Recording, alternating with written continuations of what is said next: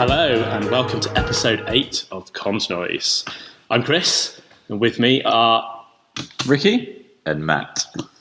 Okay, welcome to episode 8. Apologies for the slight delay. We've had Easter and real life's got in the way, yeah, unfortunately. Well, you guys are, but... Yeah. Well, you're busy with... you could do a solo compromise. all your other games and your board game cafe profession.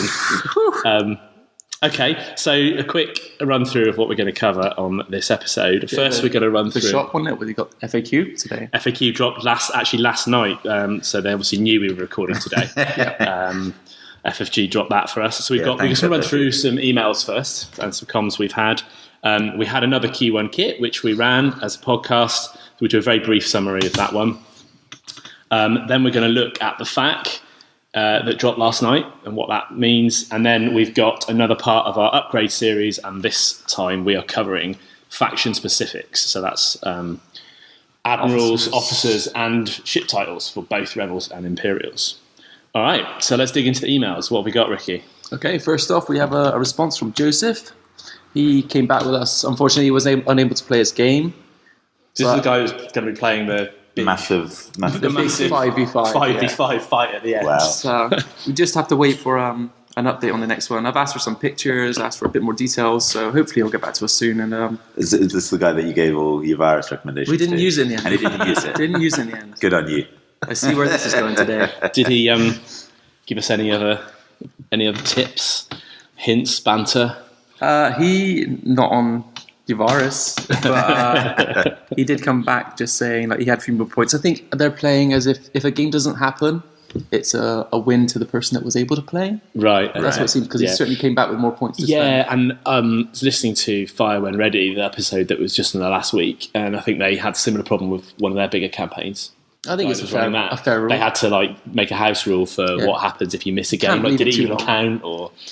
Yeah, it's difficult. I suppose you could say like at 8-7 or something. Yeah, I think though, as long as you've got some committed players, I know it's a bit harsh on the person that someone misses else it, play the list, but it's just play the list. Yeah, you know all the lists, and it's not like it's not like other war games where there's 15 factions and only one person has the models. But then everyone's got the models. One person would be playing like the whole team. But that's fine. If you're good at the campaign. And as long as you make that clear up front, as long as you say, well, I can only make a couple of weeks out of the 5, or I can only make 3 out of the 5. It's better for people. You don't want to get to the end of the campaign and go, well, we won, but 4 of our games, the other guy didn't show up. Yeah, it's not really meaningful, is it? So, but yeah, I mean, it's a fair house rule. If you've got 5v5, you've got to do something, haven't you? So, well, best of luck to him as well. Let's hope to hear more if he does get the big game in, or a game. They've just been like, no one's been showing up for several weeks and you've just been slowly upgrading. Played a few games, but yeah, you could just. How do you do that? They don't show up. Do you get points? You get your normal campaign points. Yeah, I would say so. I guess you couldn't get any lose anything, so you get a massive amount of. Yeah, you're going to be at 500. You can't go any further than that, can you? And that's crazy because if you get really heavily scarred in your first game and you can only upgrade, you can only repair half your stuff. Then the other guy doesn't turn up, you can then repair half the other stuff without having lost anything. It's not great, is it? Maybe that's a house rule not to be able to repair, but you get some... I don't know. That's for them to decide their house rules, not for us. Next we had an email from Peter Spooner. He asked about Pelta and Ketsu, our kind of opinions on them. Yeah, well, I actually played Peter in the Q1 kit. Oh, he did show up, yes. He didn't have a Pelta, but he did have Ketsu. I've played Ketsu a bit, and I found she's a bit overpointed. I found she's a bit expensive. It's too expensive, yeah. You can just she's got an evade, she's got a scatter and a brace. She's only got 4 health though. So I like the idea brace, of her. The idea of her's cool. She slows everything down by 1, speed 1, or to 2. I think to speed 2. Yeah. But I was able to kill her in a couple of turns with some YT. It's like what you want to do with her is chuck her in to loads of them, but she doesn't have the survivability. She just dies. I suppose you could do it with an escort. 4 health. Yeah, I guess you need the escort.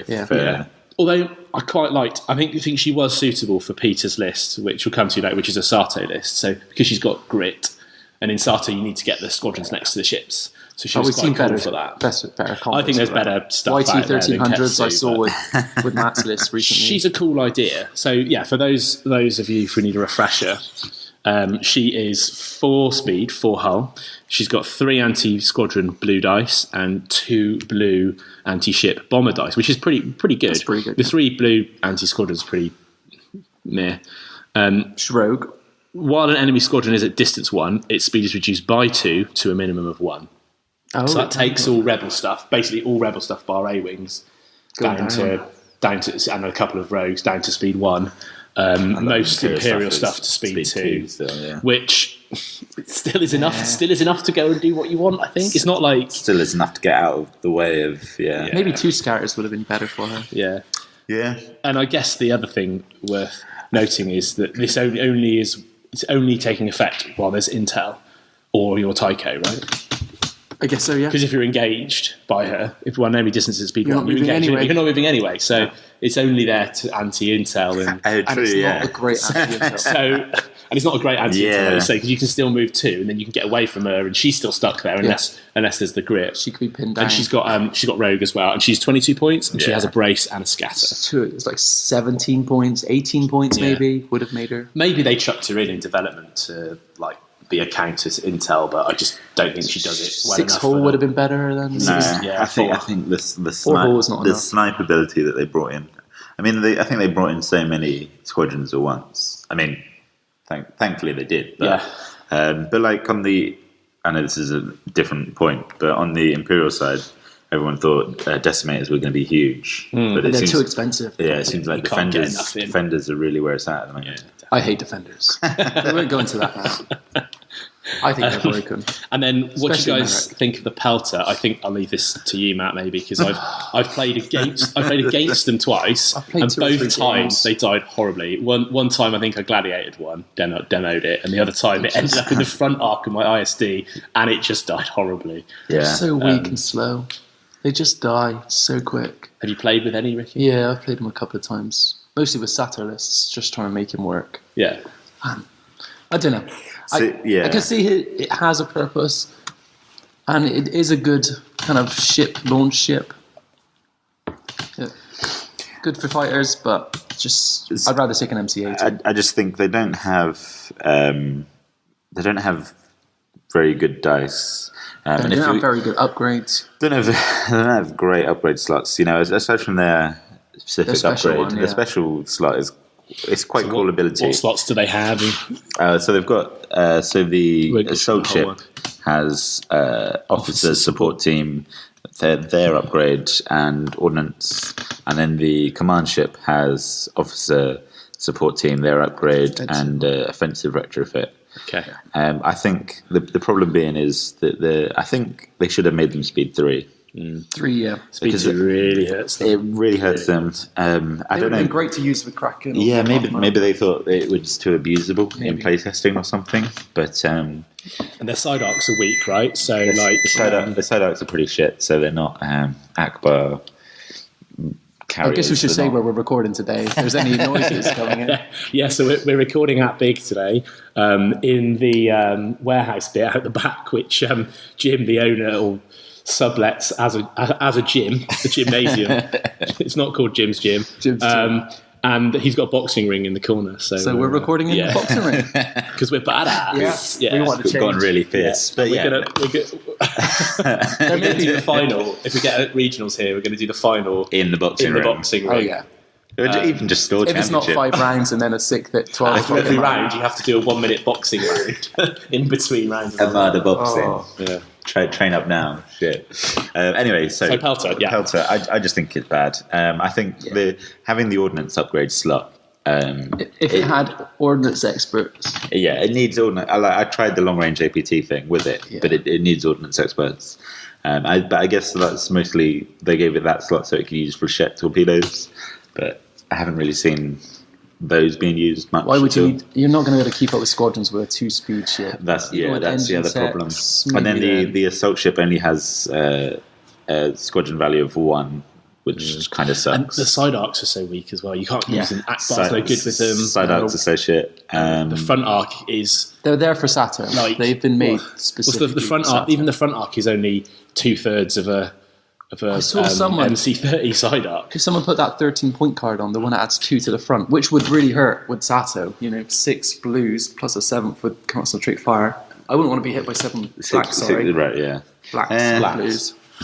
I don't know. It's maybe worth trying that, actually. I feel like the command ship has some viability with its squadron value and its special upgrade. Yeah, I agree. And these sorts of things. But with relay, you could just keep him at the back. But after you added all those points, you're sort of like, well, I could have taken it. Nebu with Yavaris. There's lots of things that I'd rather take. I agree. Rather than the Pelter. So overall, I'm not a fan of the Pelter, but maybe it might come into play later on. Maybe, yeah. Probably not. Okay, and then the other one we had this month on our Facebook page. CJ, you can visit and like. I like it. What is the Facebook page, Rikki? Unsurprisingly, Comms Noise UK. Yeah, made it hard to find. At the bottom of every podcast, there'll be a link. Yeah, you'll find it. Right. Yeah, there's some pictures up there from our games, bits and pieces, links to our episodes, and you can message us there. We will try to post more as well. Yeah. We'll have. I've got a few pictures of the key one actually I can put up. So I think we've got some other pictures as well from lists we test. We put some details on there and stuff like that. Yeah. Okay, so our final one from a CJ Caramel. I hope I said his last name right. Well, he says, I feel insulted by this, so I'm going to let the rest read. He says, "Hey guys, enjoy the cast from the USA here. I wanted to run a quick conflict list by you guys to see what you think. It's going to be 3v3 and I'm on the rebel side. And first off, Yavaris is taken in capital letters. Geez, someone is obsessed with that ship title. Wow. I'm running Akbar in our group and I've come up with this list with some FFG help on the boards. I'd love to hear your thoughts. Thanks. So it's Admiral Akbar. He hasn't put the objectives in. It's just Akbar on home 1. So this is for the CC, so you only get 1 upgrade. 1 upgrade per ship. Oh, this is the starting list. Yeah. So it's a command cruiser. That's the cheaper one. 106 points with the... That's the defensive and offensive, is it? Yeah. Yes. Yeah. And 1 less red die on the side. Yeah. That's Akbar on home 1. He's got an MC-30 Scout frigate, which is a red run. Yeah, 2 of them, both with APTs. Good choice for MC-30. So with Akbar, they'll have 4 red dice at long range from the side arcs. He's got medium transports with repair crews, which is pretty good loitering around home 1. And obviously the home 1 will buff the 2 scout frigates to give them accuracies for like flotillas. And yeah, you won't need H. Well, they can get away from home 1, can't you, quite easily, but you may not need H. True. H9s would be a savings. But you just want to do it in an Akbar line, don't you? You don't really want to split them all up. Yeah, I didn't suggest to stay with that. I suggested, because I've been playing a lot with the double MC80, I thought if you could get 500 points with maybe a double MC80 list, you could really hurt, like really badly. Great defensive list. And then he's got Hera Syndulla, Luke, and 2 X-Wing, which is cool. I want to try Hera. Too expensive. But giving Luke Rogue is really good. I know. I've looked at it, but the points, they stack too high. You could just chuck a relay. Flotilla? Did I miss that? Yeah, he had one flotilla, yeah. He's got 5 points spare, actually, and you don't get... We'll come to the fact later, but the fact clarified, you don't get the points. They don't carry over. I would change one of the X-Wings for Rogue Squadron, and then all of your stuff has Rogue. Everything. You don't need to push any of it. The next one you buy... If Rogue Squadron's available in the campaign, and then what could you? I mean, you can't. You're never going to maximise because you can't buy. You've already bought upgrades for everything, so you can't. You're going to have to overship, upgrades. Aren't you? With it, I think that's the point. Yeah. I'd upgrade X-Wing to Rogue if you could. I did suggest. As I said, you just I didn't suggest Yavaris because it's gone, but I suggested to take Defiance over home 1. No, take home 1 and Defiance. You've literally told him to take your list that you're using in tournaments. I did. I was like, you've got Akbar. You could really hurt. Have 2. So 2 MC80s, 2 to 3 VCX for token missions. Yeah, that's just your list. It was. I'm not going to lie. It's got, and then you commented that he's got a very defensive list. But it sounded like you asked him to take Defiance, but Defiance is taken maybe in his campaign. No, I don't believe so. But I think he wanted to stick with the MC30s. But if we ever do play CC again, now it's been heavily changed in FAQ. I'm not ready for the CC rules. It's there was a lot of stuff on, but it wasn't. None of it was changed. It was all. Did you see that one that they leaked? Not leaked, but the unofficial one was published online. What? Very soon gone after. over. And it's basically just that put into the FAQ, We'll come to it. It was all stuff we were playing anyway. Right. It was stuff you had to house rule, like when do you see it. We'll come to it in a minute, but I don't think there's anything groundbreaking in it. I'm sure they'll do another scenario that may work out better than. And look, Ben's gone on and said at the end, bids don't work in a campaign, so best to spend all your points. But I'm not sure what you could really do without stripping off APTs and. What has he got on the flotilla? Repair crews. Repair crews, sorry. Yeah, so I mean, you could do with that. You could change it to a bomber command to maximise your 400, but then you've only got 3 bombers. Yeah, not really getting the mileage. I think they'll do CC again, or at least another camp. Maybe there will be one for this year, maybe next year. Yeah. It was. It sort of pied out because we never did the final thing. Yeah, and I think it's so hard to find. You have to hide. I've heard this on other sources as well. You have to really make advantage of the jump. Because there's no 10-1s or 9-2s or there's nothing about that. It's you win or you. If you can look at it and go, I'm not going to win this. Jump just get all your ships out. Yeah. Because we had on the Imperial. The problem we had on the Imperial side was we took a beating, like a proper on the first beating round. But so did we. Like on the first round, I lost nearly everything. But repeated beatings. So stuff was scarred. We couldn't upgrade properly, and we should have just jumped. Your team lost like 2 ISDs, didn't you? Being scarred. But that was our campaign. But no, so thanks for getting in touch, CJ. Good luck in your campaign. Let us know how it goes and what you did choose to go with in the end. Yeah, definitely let us know how it goes. Don't always play Rikki's list. Other people can respond. Maybe I'll go on next time. Just convert him into my list. You go for it. Okay, so let's talk briefly about the Q1 kit. So it was a standard 1-3 games. I don't want to go into it in a lot of detail because we've done a lot of tournament reviews recently. And they go long, don't they, normally? Yeah, and there isn't a huge amount to get from it because we were mostly it's just playing trial lists because we're waiting for Wave 6 and we've played a Q1 kit and already. So I was trying to prepare for Wave 6 with a kind of Rikki bump list. And it didn't really work very well, but I got some good lessons from it, which I think will make it better when it drops. So it's sort of Corvettes with blue Corvettes, and I had the Donner's Pride. The idea of it is just to put as many. Originally, was to kill ammunition. So it's got a massive bid. Go last, bump ammunition twice with engine techs. Go first, bump ammunition twice with engine techs. Right. Kill ammunition without having to ever shoot it and use its tokens. Well, you would get to shoot it as well, though. So you can that extra damage. But it's irrelevant. It's irrelevant. You need to do 4 cards to it, and it's going to just push all the damage you do round to shields. Reinforced blast doors the first time you double bumped it, or reinforced blast. Yeah. But you can go in on it twice. True. You can go in twice in the same turn. True. But then I had to Donner's Pride as well. If you get a double arc to Donner's Pride and you get the crit dice, I mean, admonition can remove it, but against something else like a Corvette, you can do the double face-up damage directly.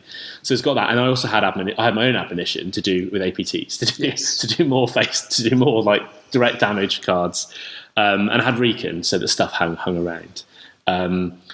I was supposed to have a buy in the first game, but Ben saved me from it in the way I saved Ben from the buy in our first tournament. We swapped over, but I ended up getting a buy in the second round anyway because I lost so heavily to Rikki's list. Went for it, picked Sentinel, managed to kill your VCXs, but not before you'd got like 100 points, 120 points or something. And then it came down to you were shunting your 2 MC80s along in like a line, and you left a gap in the middle, and I went first with admonition, and I tried to jump in the middle, and I was about a millimetre in the side arc of both of your MC80s, and I just got shot. I don't think either of them had fired yet either. Well, no, because it was first, because I went first. Yeah. Because I tried to shoot you with admonition, so you couldn't bump me with your double thing. Or close the gap behind. I had to go. There is a picture actually. I had to jump in the gap on the page. There's a picture of where it landed. It's brutal. They're absolutely if you just sneak into one, you're like, oh, good night. And if I was in a proper competitive tournament, what I would have done, which is like what Ben Riley did in the second game, is just. Well, no, I'd have just picked advanced gunnery. I'd have picked advanced gunnery, and I'd have deployed on my baseline in the corner, and I'd have just walked along. I'd have sent my 6 YT-2400. So that was my fighter colours. 6 YT-2400. So I didn't have to activate them. I'd have just sent them after your VCXs and shot them, bailed out, and then taken a 6-5 win. because you probably couldn't have caught me with. You might have been able to take out a transport. Maybe. He chose superior positions against you, didn't he? I picked that. Let's go into that. I was just being stupid. So that was game 1 for me, lost to 10-1, which meant I had the bye. And then the last game I played Peter, who we talked about earlier, and it was a really weird game, but it was fun. We ended up playing. I had blockade. I just picked a load of shit objectives that I never use because I had a 21-point bid, I think. Right. Thinking I'm never going to be picking my objectives. He had a 21-point bid as well. He won the coin bid. So got to pick one of my objectives. So he ended up playing Blockade Run, which is side by side. Yeah. He had a very similar list. He had a Sato list with some transports, and he had admonition, or maybe I think it was foresight, but it was all set up like the standard admonition piece. And then he had a load of squadrons just to sit next to stuff for the Sato bonus, and we just drove at each other and crashed in the middle. And I had some. It was a ridiculous game because I had some ridiculous like double bump things. Like I killed one of his corvettes without ever shooting it. Like I bumped it 4 times. That was it. Why you said absolutely. And I've got reinforced blast doors, so I can, if I do it at the end of turn, I can clean the damage off. Right. But then he managed to foresight one of my corvettes and Bright Hope. He trapped me against the sideline and killed both. Right. Losses. And then I had 5 ships, so I got 2 into his zone and he killed 3. So it was 60-40, so I was 20 points down. Yeah. And then we worked the points out and I lost by 2 points. Oh. And it was like because I went after one of his corvettes and fluffed the bomber rolls. Mate. I think they're about average because I had really good ones to start with. Over the game it was about average, but at the end I just missed, and he was able to repair a shield and it survived on 1 health, this corvette. But as a result of it, he managed to kill with AA fire. He killed one of my YTs for 16 points. So if I'd just run away, I'd have beaten by 14. But I don't believe in stopping the game halfway and adding up the calculator and all the things. I knew it was going to be close, but it was a really fun game, and there was loads of like really weird situations, like huge bump pass because we just splattered in the middle. And there was no room to manoeuvre because it was late place. It's just a crazy game. So I lost that one 6-5, but it was good. I had a lot of learnings from my list, and I think it's going to be far be it for me to share all my top secret tactics. I don't think it's going to be a tier 1 list, so I don't mind. But the repair crews that you use, Rikki, are really powerful for my list because you can bump, and then you just use the repair crews to take it off your own ships. So you I have can noticed survive that for they're longer. just difficult to just manoeuvre all those ships so close. Because 2 is so crap a range. Yeah. Repair crews would be a bit overpowered, I think, if it was longer. But yeah, so I got a few good learnings from that. And once the hammerheads come out, obviously they're going to be awesome in the list. And once you get the stuff that lets you flip the cards up, there's a load of crits. Going to be pretty cool. And I might even try and work Luke in so I can go straight through the shields and stuff to put damage cards on as well. For everything that just goes straight, ignore the shields. Go straight for that sweet hole. You can use the make him rogue. Then you don't even have to might put Hera in there and make Luke rogue and get Jan or Intel in or something, so we can always do it. So yeah, that was my kit. Rikki, well, we know you got over the first one. So game 1, it was great. So my list, I guess I should say, is 2 MC80s, 1 Defiance, 1 Home 1, and 3 transports, and a couple of VCXs just for the mission objective, which I had picked. The transports, great, did their job, repaired loads. First game, smashed it. We already know the outcome. It's just, you should say what the strength is of your list. It's the combo. There's a lot of things. Right? Home 1 and Defiance is crazy. You have 5 activations, so you can leave Home 1 and Defiance till the end. Yes. You can repair crew stuff off them. So even if you get a nasty crit, just take it off of repair crew. They've got the quad lasers, so they always get 2. That combo. Defiance does. Defiance always gets 2 accuracies from Home 1 plus the quad lasers. Yeah. That I can re-roll if I need more damage. With leading shots. Yes, with leading shots. So Defiance chucks in an extra dice.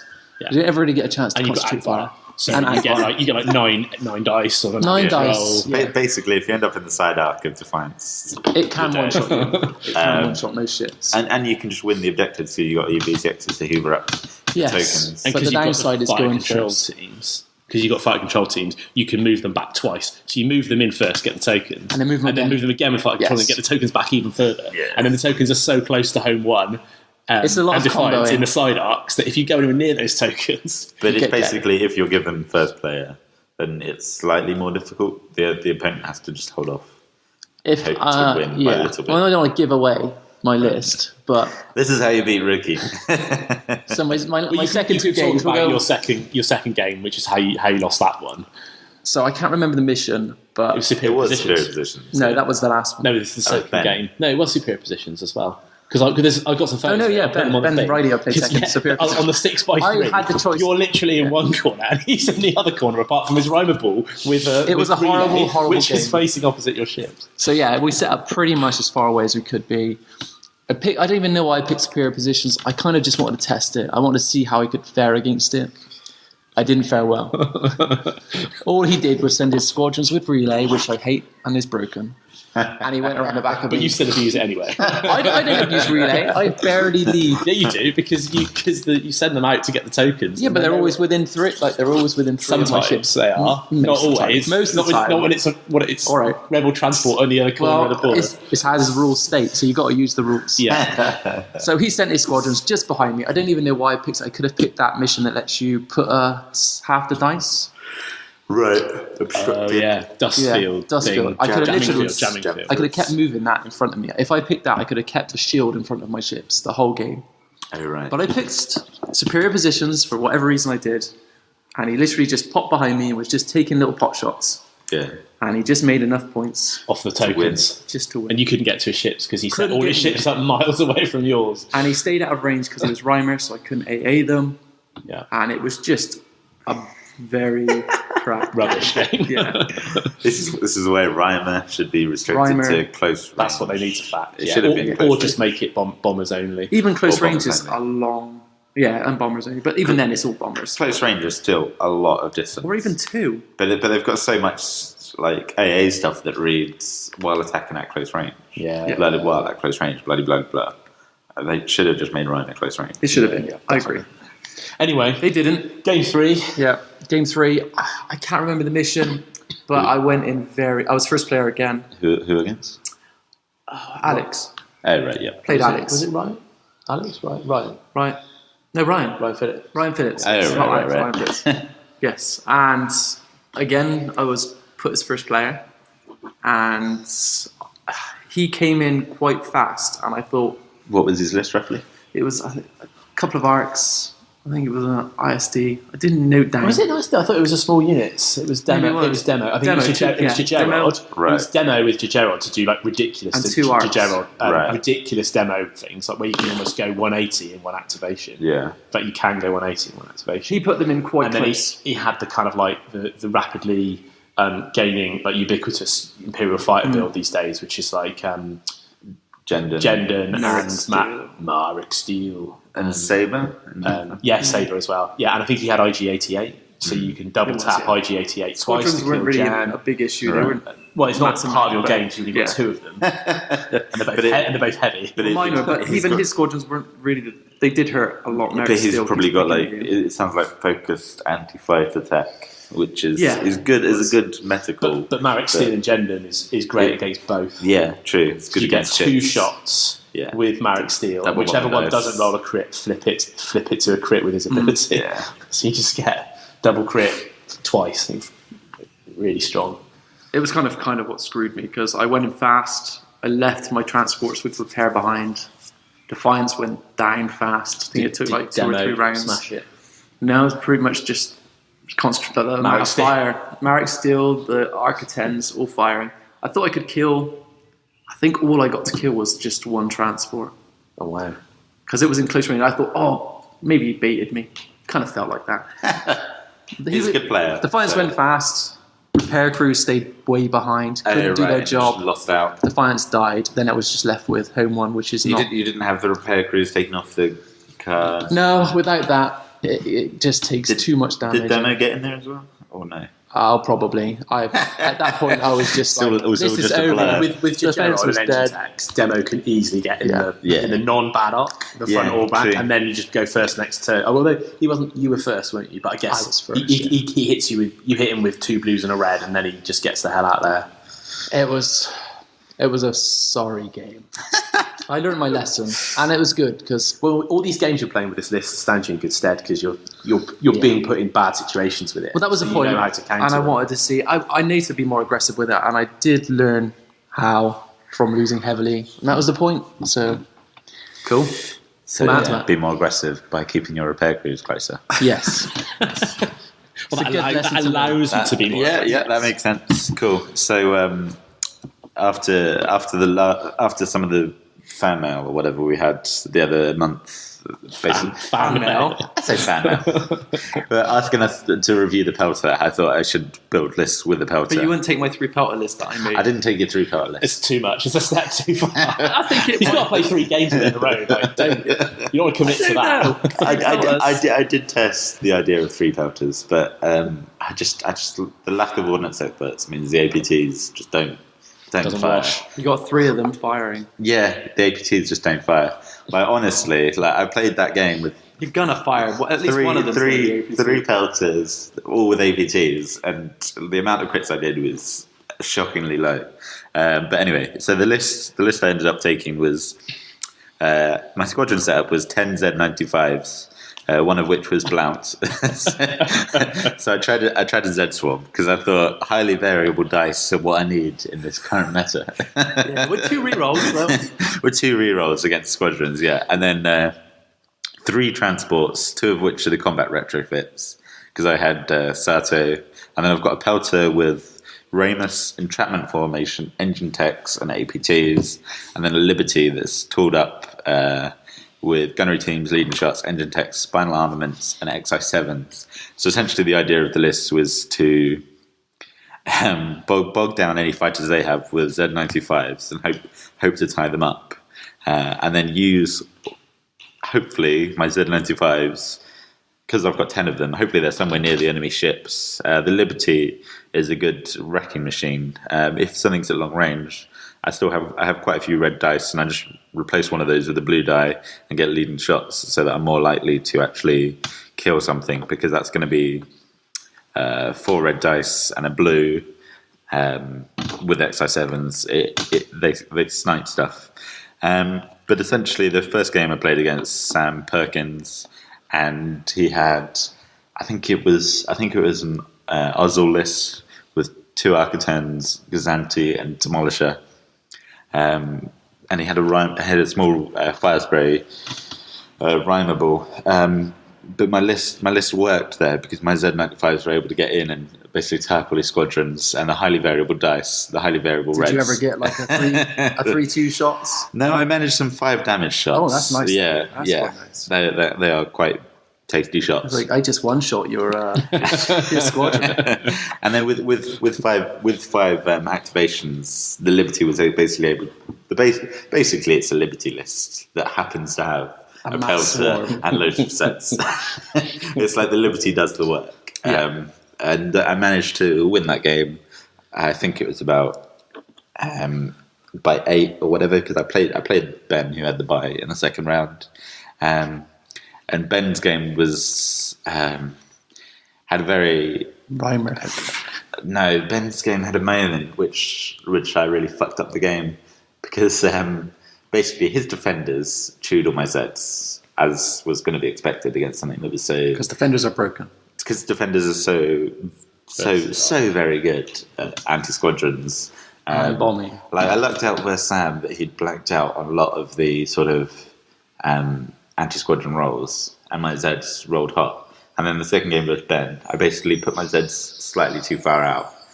He did a bit piecemeal as well. He lured you in a bit piecemeal, and he was able to pick off a lot of them. And then I had a moment where I was facing down his demo with my Liberty, but I had my pelter in between, and so I activated my Liberty first. You were first player, right? Yeah, I think I was. Or was I second player? I can't remember now. Oh, no, Ben was first. I remember because you explained it to me. Ben was first player. He activated his Raider first, because his Raider was right in front of your Liberty. Right. And he managed to kill something with the Raider, I think. And then he got the Raider the hell out of there. Then you went with the Liberty. Oh, yeah, because he had Raider in close range of the Liberty and the Demolisher in like medium range of the Liberty. He managed to activate the Liberty and kill a transport. Raider first. Yes. Activated Raider, killed a transport, and got out. Yeah. And then I activated my Liberty, almost killed the Demolisher. And then I was just like... one health, didn't you? I was like trying to fiddle with the maneuver stick to get in a situation where I could bump him because I had engine techs.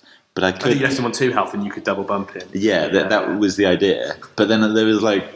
and I tried to manipulate the thing to get it. But it just didn't fit because I had too much shit in the way. I had my own pelter there. So I ended up bumping ruined the day. Yeah, so I ended up bumping my own pelter, which meant it took an extra damage. So when demo activated, he just nuked the pelter, and then the Demolisher ran around the rear of the Liberty, never to be seen again. It's like a 300-point swing or something in that one activation. It was a case of like, if I'd managed to get that bump, demo would have died.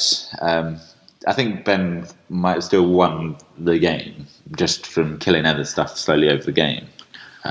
But it was basically my chance to lost the chance. Wreck him. And then game 3? Game 3 I had to drop a get of work. So dear. Life in the way. just very quickly summarise, what do you make of the Zeds? I think they're not so good. No. They're just so I don't know. inconsistent, right? So yeah, that three hull just blow them away. That week I played several games. I think I might try them with Gallant Haven. I would like to see them with Gallant Haven. Yeah, but then you're having to either put Gallant Haven in danger or get them to come to you. So you need objectives that make them come to you. Essentially, you put them in danger. The other thing I realised, Blount's ability is so good. What the reroll, extra reroll, extra reroll with the Swarm. So the thing is, it's another friendly ship with Swarm, another friendly squadron with Swarm. Not himself. So it's only the Zeds or the Dagger Squadron, which is unique. Oh yeah, that could do it. Dagger Squadron with but then 2 blues and a black. Two blues and a black that you could like re-roll. Not really worth it though. No, you're probably going to get damage. Maybe in the future there'll be more rebel ships with rebel squadrons with Swarm. I doubt it. I think we've. And to be fair, if you're going to just shoot him, wouldn't you? Yeah, you could take him out first because he is a big threat to leave with that many Zeds. Yeah, his scatter's pretty good. I don't know. It was fun, yeah. I'm gonna try my Gallant Haven list again. I think I just need to possibly do double AF2s and just so you can activate a decent chunk of Zeds at a time.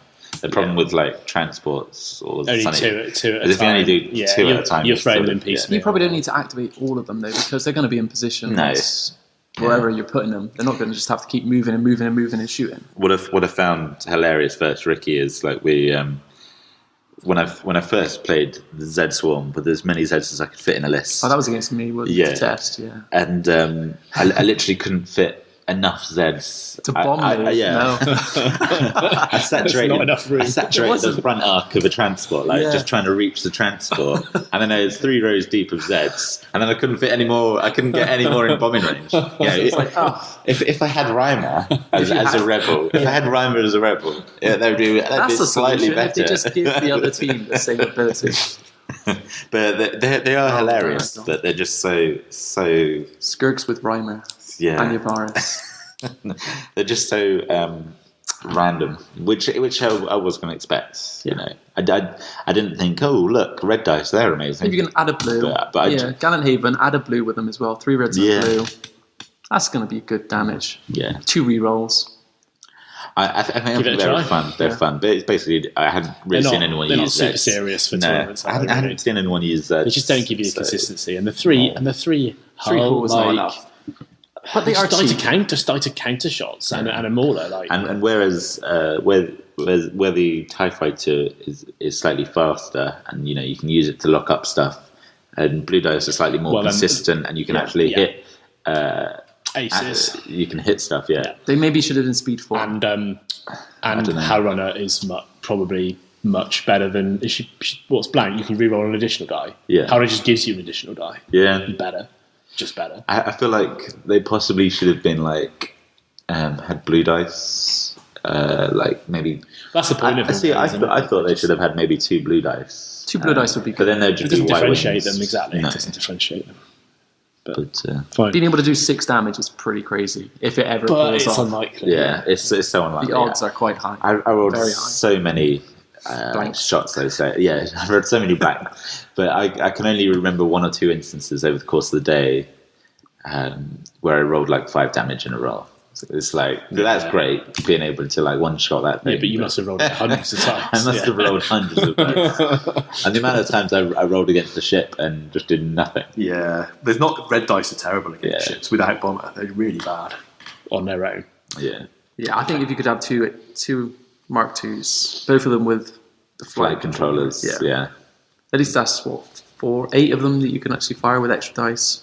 Yeah, I think there's a way to do it where you can like using Gallant Haven and maybe like jamming field up close, but then like send them out and bring them back and somehow send them send them out to shoot and then move the jamming field in range so when they get shot back, they're obstructed. So you have Gallant Haven in the jamming field. You send out your fighters. They do all the shots. Gallant Haven in jamming field and move up. Yeah, so then they're all protected. They're still dead by a defender though. Still 2 blacks and a blue. Jammed. Well, they lose 1 for jamming field. Jam and -1 damage. Still gonna mess them up. Yeah, jam and -1 damage. But I did think about chucking Jan Ors in there. But it's different. The thing is, if you can, the 2 blacks, the 1 and -1 damage means they'll survive. Probably they'll survive on 1 health on average rolls. Yeah. Which means, and the important thing is, you then get another activation with them potentially. Yeah. Whereas if you get 1 shotted, then it's nothing. Yeah. That's why the difference between like 5 hull and 6 hull is amazing, or 5 hull and 4 hull, because you normally get left on. You normally get that extra. Yeah. A lot of the time with them, I tried to position them in a way that I could do their shots, and then they could hide somewhere to be obstructed from flak, because they are just so. Oh, they died so flak, weak. Yeah. All right, so that's the Q1 kit. Q2 will be coming up soon. Remind me what's in that one again? The prizes. Something rubbish for the standard. Is it A-wing? Is for the A-wing alt art for the A-wing? A-wing alt art, and then they've got one of the ordnance things. Yeah, which I it was can't not remember the name great of. one. It wasn't APTs and it wasn't ACM. Was it? Rapid reload, I think. Rapid reload. I've not used that since Wave 0. Even uses that. They do have that upcoming ship with double ordnance slots. Double ordnance. What's it? Isn't there on there 2 ordnance slots on the Hammerhead? Don't think we've seen that yet. No. Is it? It's 2 black cards. That seems. Or did I? I think you made that up. Did I just dream of it that? may be right. I hope so.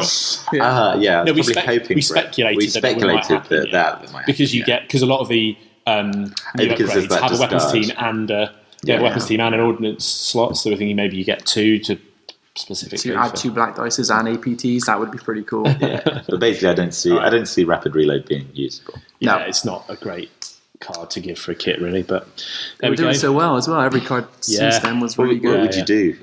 ECM, maybe blast doors. You get lots of ECM. Maybe. Yeah, blast doors. There's very few of those. Like they could give cards that they purposely limited to ships. Why would they though? Because they want to make money. Exactly. Well, no, I mean they gave out TRCs, and those were quite limited. But the TRCs were wave 1, so maybe they were wave 2, weren't they? Two. They're MC30s. So maybe in 2 more waves of ships we might see a blast door. Yeah.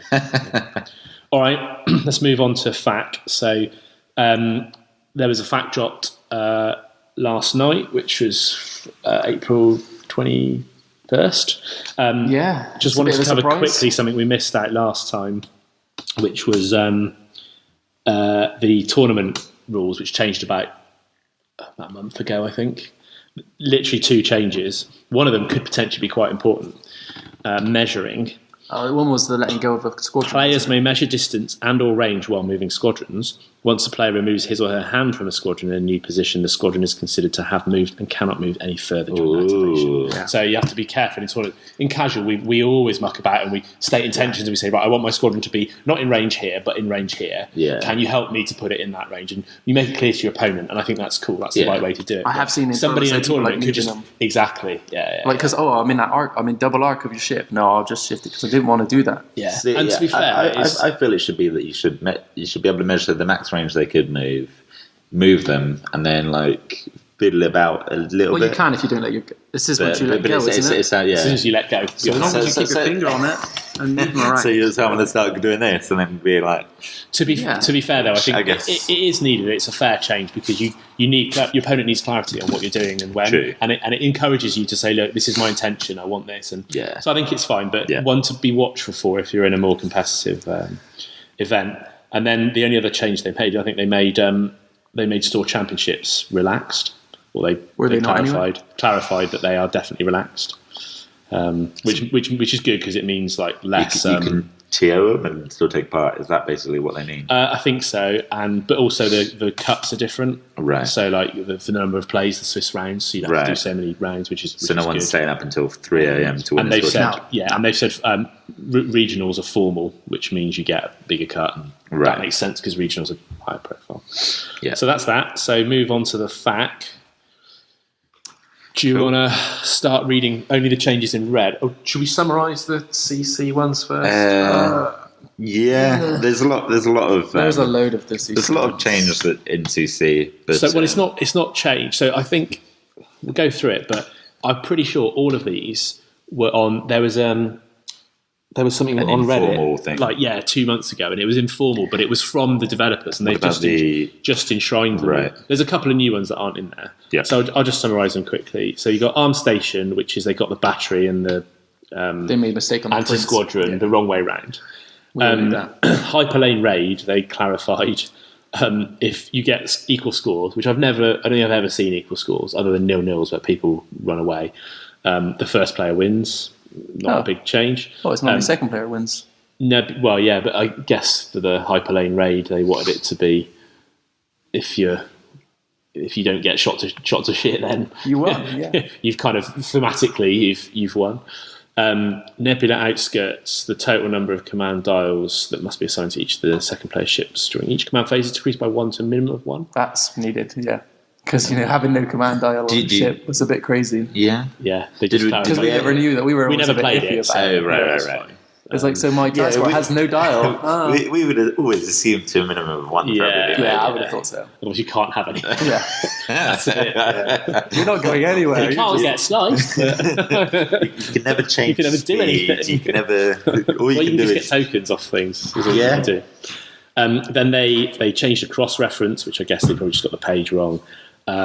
Bases, they just clarified that the number of bases that you can have for Rebels and Empire. I think that was. Did they clarify when the order of build is as well? Like, do you get points from the ones you build immediately, or do you get points? We'll read through them all, but no, the bases are. I thought it basically said to the Rebels is you place all your stickers and then you secretly decide which ones. Oh yeah, they did, but then we weren't sure about if you build one that turn. I don't think they've clarified that. So basically, what we're saying is if you build construct an outpost at a repair yard place, do you get that repair yard bonus? That's the next paragraph. Oh, okay. Hold your horses. Okay. Is determined battle effects, page 10. After an assaulting player wins a battle at a location with a base or an outpost sticker, that base or outpost is destroyed, and the opposing team places a destroyed sticker over the existing sticker. Then the assaulting player's team gains campaign points equal to 1 plus that location's military bonus value. Right, but that doesn't say anything about constructing an outpost and if you get the bonuses that turn. No, you're right. Actually, it doesn't. Because campaign points are different to regional. We always played it like you got them to turn after. It takes time to build. You didn't get them that turn. So I think that's they probably should have clarified it.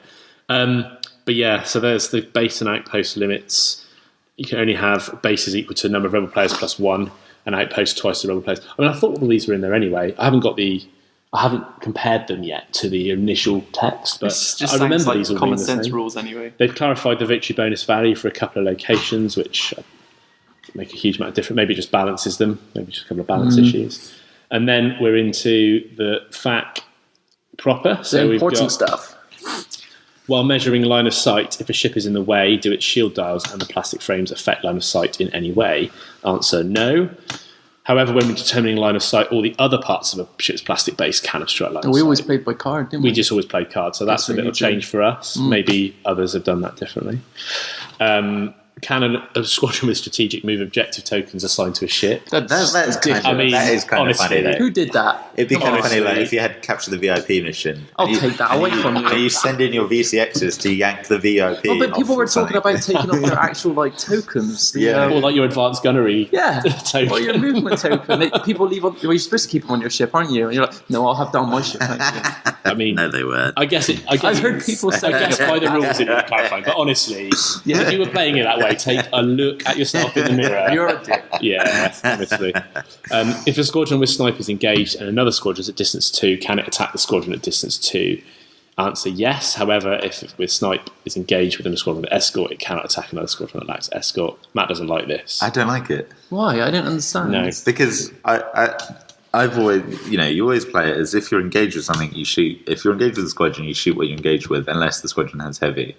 So I don't like the fact that I can be engaged with a squadron, but also there can be another squadron that I'm not engaged with at distance 2 that I can... You're right, it overrides one of the basic rules, which is if you're engaged with a squadron, you have to attack the squadron. But I think thematically, the sniper's not you've got longer. It's not you've got longer range. It's that you're harder to pin down. You're harder to pin down. You're able to operate in a volume of space. Yeah, no, I don't think it's a terrible rule. And it doesn't. But it doesn't break anything. No, I don't think it's a terrible rule, and I don't think it's abusable or anything. That much, anyway. But I just think I just thought it's not how I interpreted it initially. You just have an escort, then you have to shoot the escort. Yeah. So Matt doesn't like that one. Rikki doesn't like the next one. Does a squadron with relay need to be close medium range of the ship that is activating squadrons so that those squadrons can activate? Which is common sense. No. That makes absolute sense. So yeah, it's basically is the ship doing the squadron? Does it have to send the squadron order to the relay ship, which has to be in its range, and then that relay ship extends the range? Well, you think so, right? Yeah. But it's not. It could be anywhere on the field. It could be anywhere in the galaxy. Anywhere in the galaxy. You just tell the lambda. You tell the lambda. All right, Jendon, can you move over there. He does have relay. Doesn't he has relay. He doesn't have strategic. You tell the lambda move How Runner and those ties over there. And why allowing people just to have transports that are just sitting at the edges? It makes it a nothing? bit strong.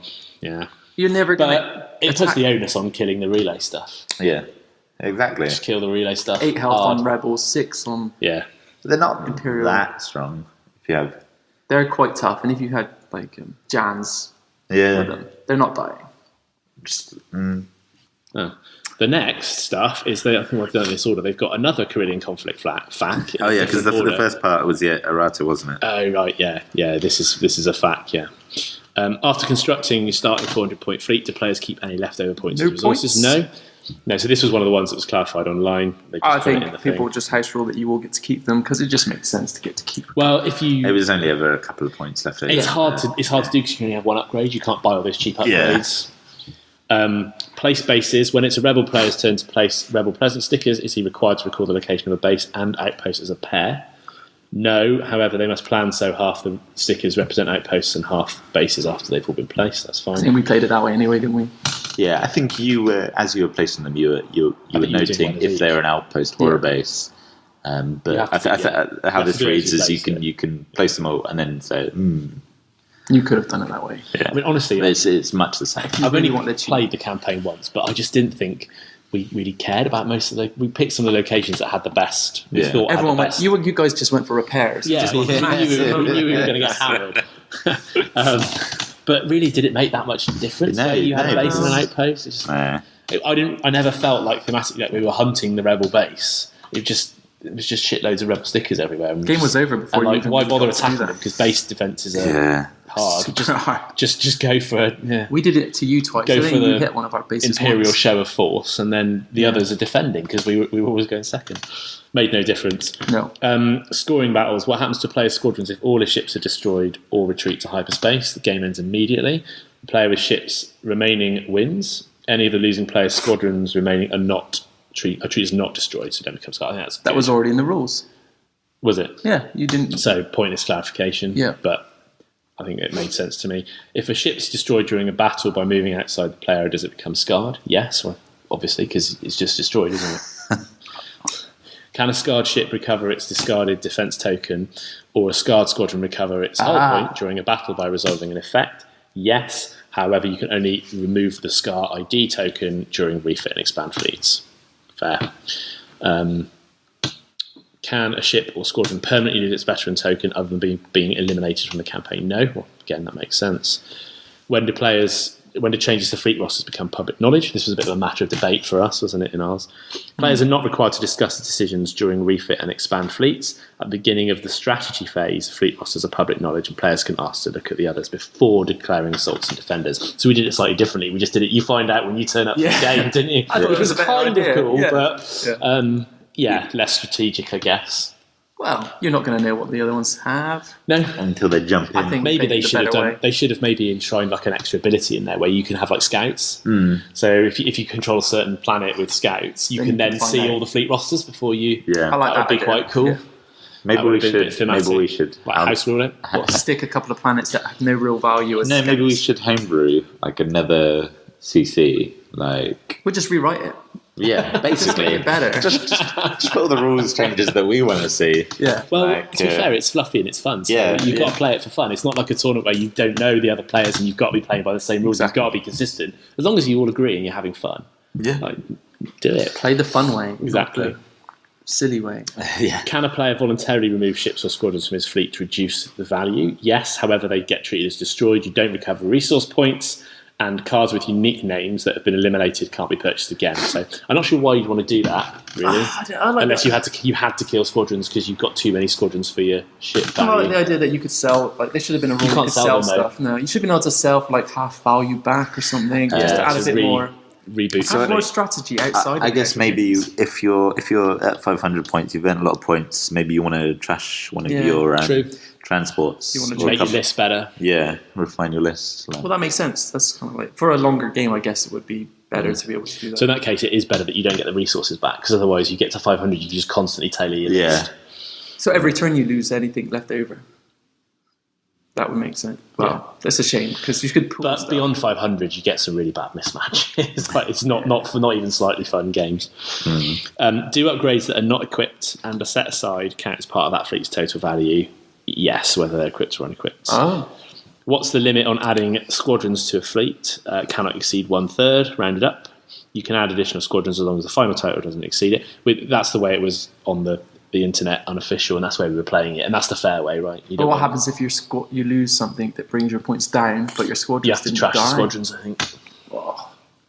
Gravwell interdiction. If a ship with experimental retrofit moves so it's within distance 1 to 5 of an enemy ship that has already discarded its dial to I bet this retreat to caused a lot of hyperspace, issues for people. does that enemy ship still retreat? Yes, it does. All those interdictors that are going. You just got shit in. You're already shit, but now you're even worse. I don't think it ever came up in our campaign. anyone but have one? You It's had still one. another kick in the teeth for interdictor. it just so. The problem is the interdictor. It needs so many things to be even usable. Yeah. And in CC, it's like, well, it'll just die. Yeah. Just kill it the first That would week. be cool. I mean, it would be a bit powerful, but it would be cool. Yeah, you just shut down their hyper. Yeah, it would be really cool. That makes sense. Why are they taking that away from the interdictor? I Its know. only purpose. Like we said on the other podcast, I'd just like to see them change how all the interdictor upgrades work, basically. It's a squeaky table today. Oh, here's a squeaky table. Can the second player use skill spaces taken to replace a campaign objective card with another campaign objective card or a standard objective card? And they've just shit. No. They've answered no. It's so you Just can't no. replace it with anything because it sounds to me like they're doing an option. Say, can you do it with another campaign objective card or can you do it with a standard card? No. No, it's basically because a campaign objective only.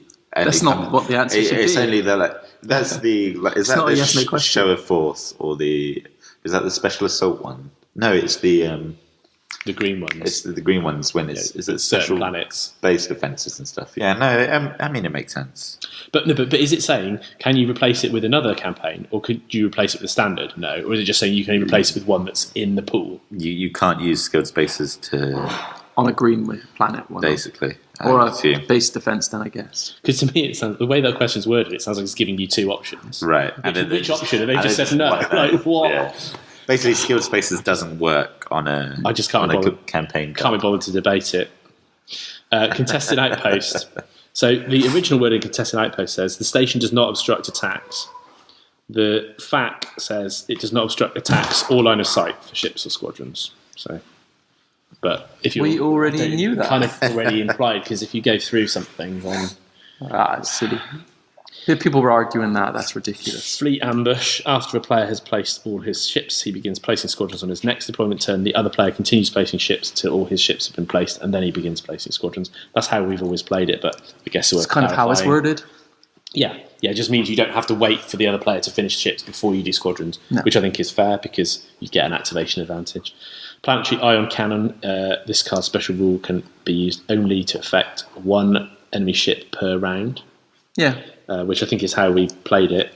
So you may choose. I guess what was that like? Ship. If you had like 3 ships next to 3 different tokens, you just boom, boom, boom. Yeah. That'd be kind of cool. Yeah, but I mean, I like that idea. I don't know what other people might think. If someone can explain to me why it's a good objective, then never seen anyone. I played with it a couple of times. I played against it. I played with it. It's just terrible. It's just bad. Yeah, it's just bad. Taking it along and being able to move them along with you. That'd be quite funny. It is better than nothing, but only just. It's not those other cards that are far better to take. But I'd like the idea of just taking that mission with like a couple of VCXs and just bringing them all in next to ships and like, there you go, I get an extra free shot. Yeah, that might work. Because the campaign one, you don't discard the token, isn't that right? We'll get to that in a sec. But this one you do. So you can just the last point on that. If the defending hull zone has no shields, you can choose to resolve the standard critical effect instead of the card's critical effect, which is must choose and exhaust 1 defense token. So you could just give them a crit if you wanted to. It's never seen it used. Never played against it. I've used it. It's Could have contested outpost and got some points. Yeah, I wonder if they had if they were like the campaign ones and the token stayed there, or if it that was would be like okay, because the token, if you resolve the token and then your opponent could move the token or something. That's really if cool. they could move the tokens away from their ships, it just made that mission awful. Really do nothing. Awful. It's a straight match. No mission. Yeah, but they're first player. Except their first player. If they have the strategic and you're running iron cannon, you're like, god damn it. It's not great. And then what other clarification? So the dangerous territory, you can move objective tokens off or onto obstacles. That's cool. You can only remove to gain the victory token if it's overlapping the obstacle. So you can't just take it if it's in the middle of space. No. If multiple objective tokens are overlapping, only 1 can be removed. I can see people probably abuse that. Yeah, because you can just put all 6 on one. I got all of them now. Sorry, but that is quite cool that you can steal them off other people because it makes dangerous territory better. That's another one that you could outright make the mission pointless again. So is that do you move all the objective tokens onto the station? And then camp the station, and then just fly by the station every turn. Or you could just move them off. On it, is that how everyone's going to? Or just have Jaina's light and just sit. Is that how everyone's going to interpret that now? Because they're like, well, I can only do it when it's overlapping an obstacle, so I'll just put them all on the station. If they don't have strategic though, you just take it off the obstacle and just say like, no, you can't get. I think it makes it better though because when I've played Dangerous Territory, it almost always ends up being 3 tokens each or 4 tokens v 2 tokens, which is just not a great objective. It's not great either way. But I think it'd be right. You could maybe get 5v1. If there's going to pick a blue mission, you're going to pick Sentinel. Could be a funny thing about it, a funny Dodonna objective. If you make them go over the crit. Yeah, and then select their crit. But then they're a better blue mission. I've done that before. Put all the asteroids in there. Things. But what's stopping them from just putting an asteroid your side anyway? And then well, depends how canny they are in the deployment phase. I wouldn't be canny. You're second player, so you get to place the first asteroid. And the third, which is 2 asteroids on their side. But there's only 2 asteroids. Is it 2 asteroids or 3? 3 asteroids. So you get at least 2 on that side. Yeah. Anyway, you've also got the base defense ion cannon, which is exactly the same clarification as the normal one. So we won't go into that again. Hyperlane Raid. First player gains 1 victory token for each enemy space ship that retreats to hyperspace. You don't gain 1 for... the second player doesn't gain 1 for each ship within 2 range ruler lengths of the first player edge that retreats to hyperspace. It's basically saying you can't get into the deployment zone and then hyperspace out and say you've got the victory, which is fine. Show of Force is similar. If you retreat, the defender retreats all their remaining ships to hyperspace. The remaining stations get treated as destroyed. You can't say, oh, well, we saved them and then we left. Okay, so that's all that. Now we're on to squadrons. Colonel Jendon can resolve his effect if he's not engaged or unable to perform an attack. Who was arguing that? Effect. That doesn't even... We always played it like that, but it is worth clarifying because some people were saying you have to have an attack to give up an attack. But we interpreted it like it's fact here because it says instead of attacking. It doesn't say forfeit your attack. It just says give instead of your attack step, do something else. Dutch Vander, if he's attacking, the defender does not suffer damage, but another enemy squadron does, such as due to resolving effects such as Biggs. It's just buff Biggs. Dutch Vander's effect doesn't toggle the... It's annoying. I mean, that is how it's written. Biggs needed a boost. He did need a bigger boost. Vaden Rudor, an enemy squadron engaged with another squadron cannot perform a counterattack against Vaden, which is good. As Ben pointed out to us last night, that makes him great against Shara, but he doesn't have any blue dice, so she can just evade. She just scatter his... I guess it's just an attack. But that already made sense anyway. That was already... I guess if you flight controller him. Yeah. And then hope to luck out. Yeah, that might work. 3 blacks, though. Just... I've seen the 2 A-wings, like, just... What are the other ones that just fire blacks? Decimators.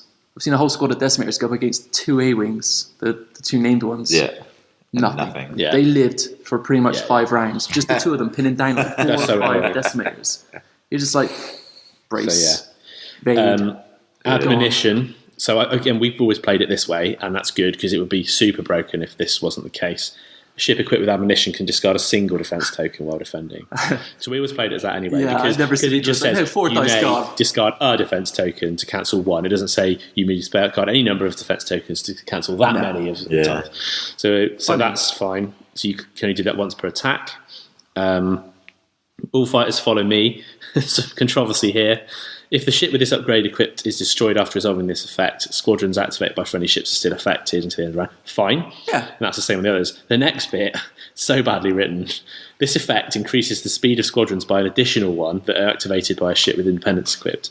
So apparently someone online has said that you can just be the independence ship, not use the special ability. No, Ben said it to us last night. Yeah. But I can't. So you still have to abide by the rules of independence. So you can be, because it says it doesn't say activated by the independence ability. So independence ability is change your speed to 4, but you can't attack. Clearly, what this means to say is you get an additional 1, so you change your speed to 4, and then it goes up to 5 if you do independence. But the way it's written is all fighters follow me gives you +1. And if you have independence, you get another +1, so you get up to speed 4, and you can still attack. If you're it doesn't say that. It doesn't even say that, and you would still go by it. No, but that's the way it can be interpreted. Clearly, that's not the spirit of it. But that isn't even like if you have independence, you get an additional 1 speed. It doesn't even mention anywhere about you can still attack.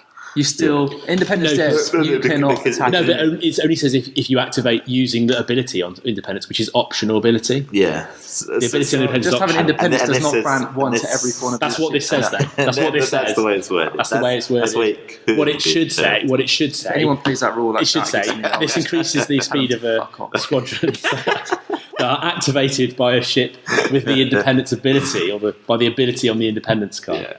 But yeah, like you say, I mean, just don't play it that way because just don't do it. Entrapment formation is the same as the previous one. Just if you activate it and die, it still affects. Yeah. Fire control teams, as you noticed, Ricky, pointless now. Does nothing. It was shit before, but what honestly, does this do now? It doesn't do anything. It's literally nothing. If you have overload pulse, if you had an overload pulse and an APT, you could do both. But there's no ship. Can you have that? Is there? No. Is there a ship with a black and a blue?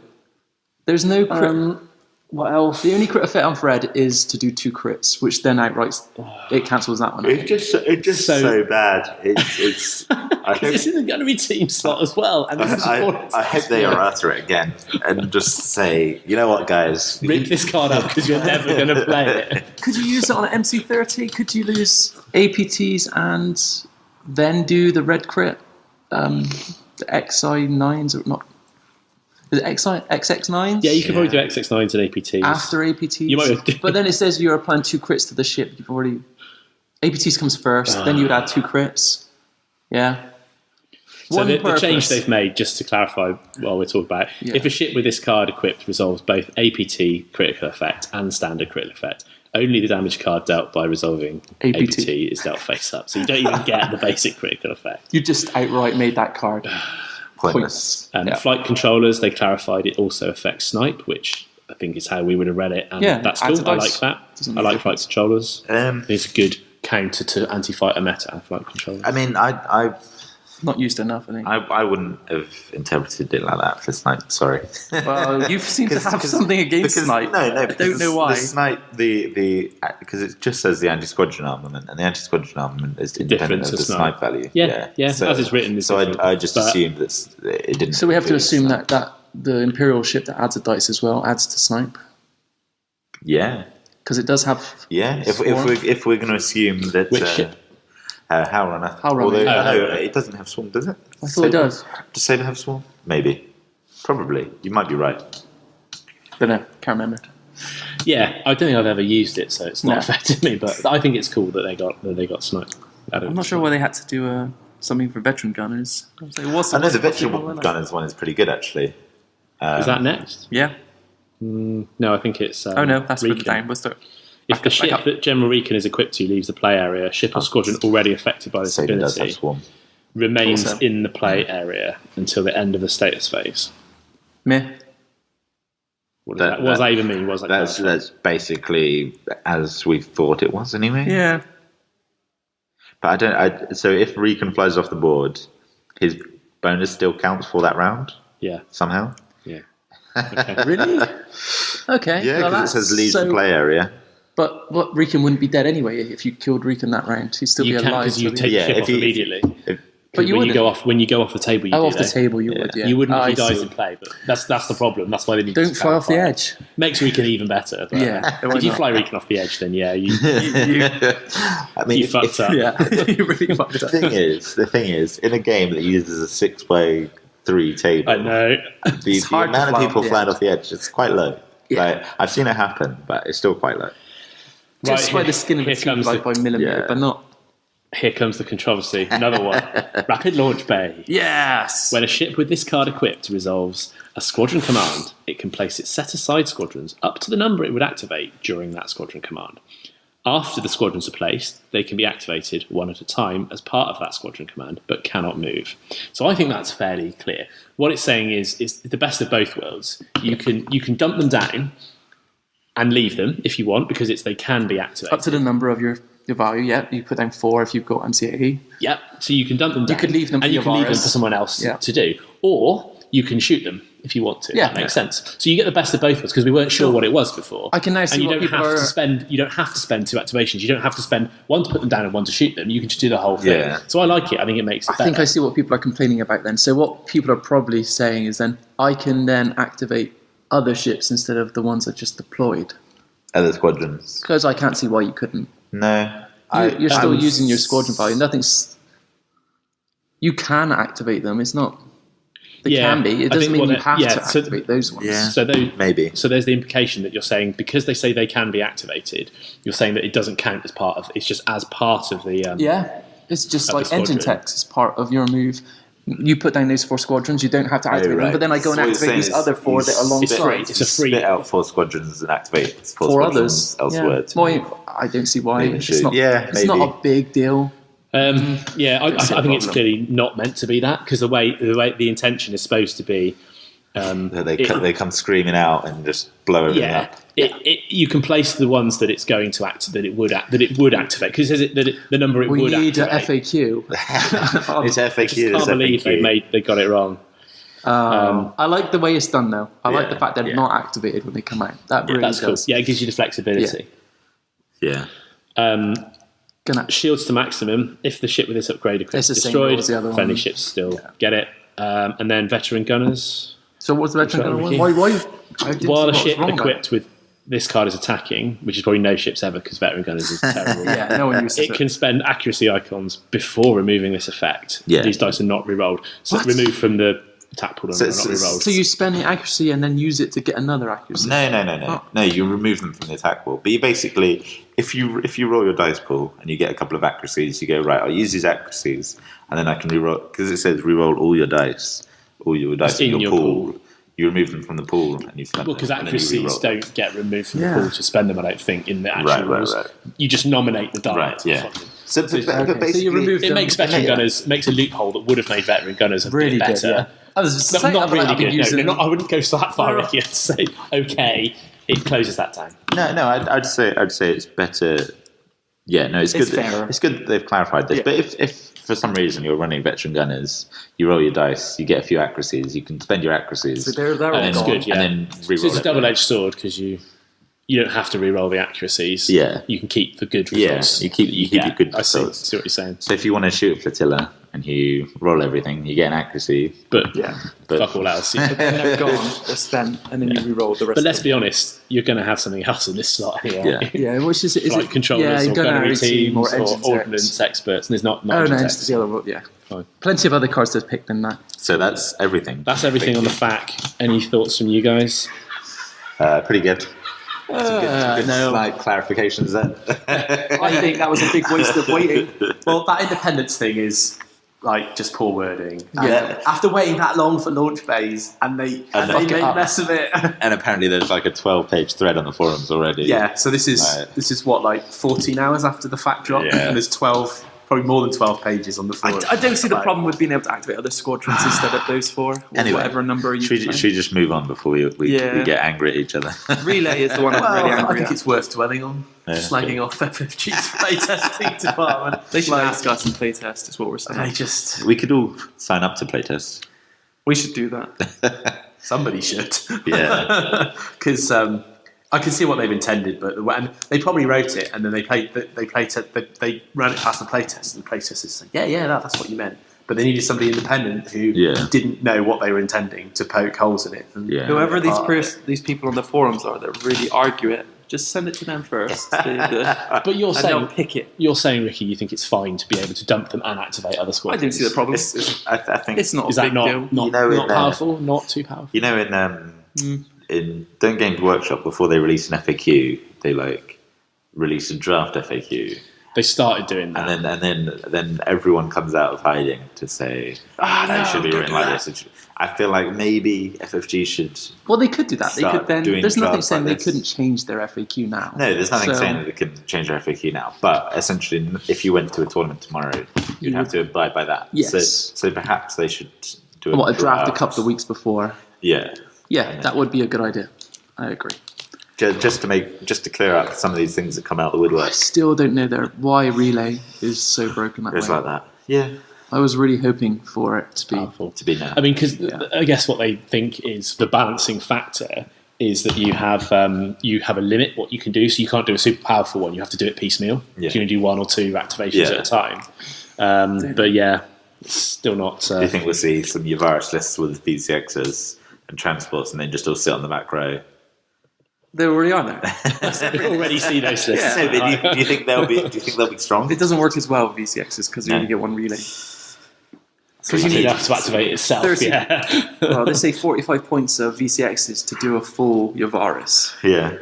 That's a lot of points of bombers you could have instead. Yeah. I'd rather just get Yavaris up there and have the extra bombers. Yeah. That's like almost 3 extra skirks, or it is 3 B-wings. Right, should we move on to upgrades? Okay. Right, yes, so let's talk about upgrades. So today we're going to be talking about the faction-specific upgrades. So who plays... You play Rebels mostly, Rikki, right? I do. Do you want to read out all the Rebel ones? All of them? Well, not all of them in one go, but you can do the reading for the Rebels. Oh, right. We'll go for the ones that we picked, yeah. Right. And then Matt, you can just announce it. So that we read the cards so that everybody's familiar with what the text is, and then we'll talk about why we think it's good. Exactly. So we'll start with admirals. So the top 3 I picked. Rebel admirals.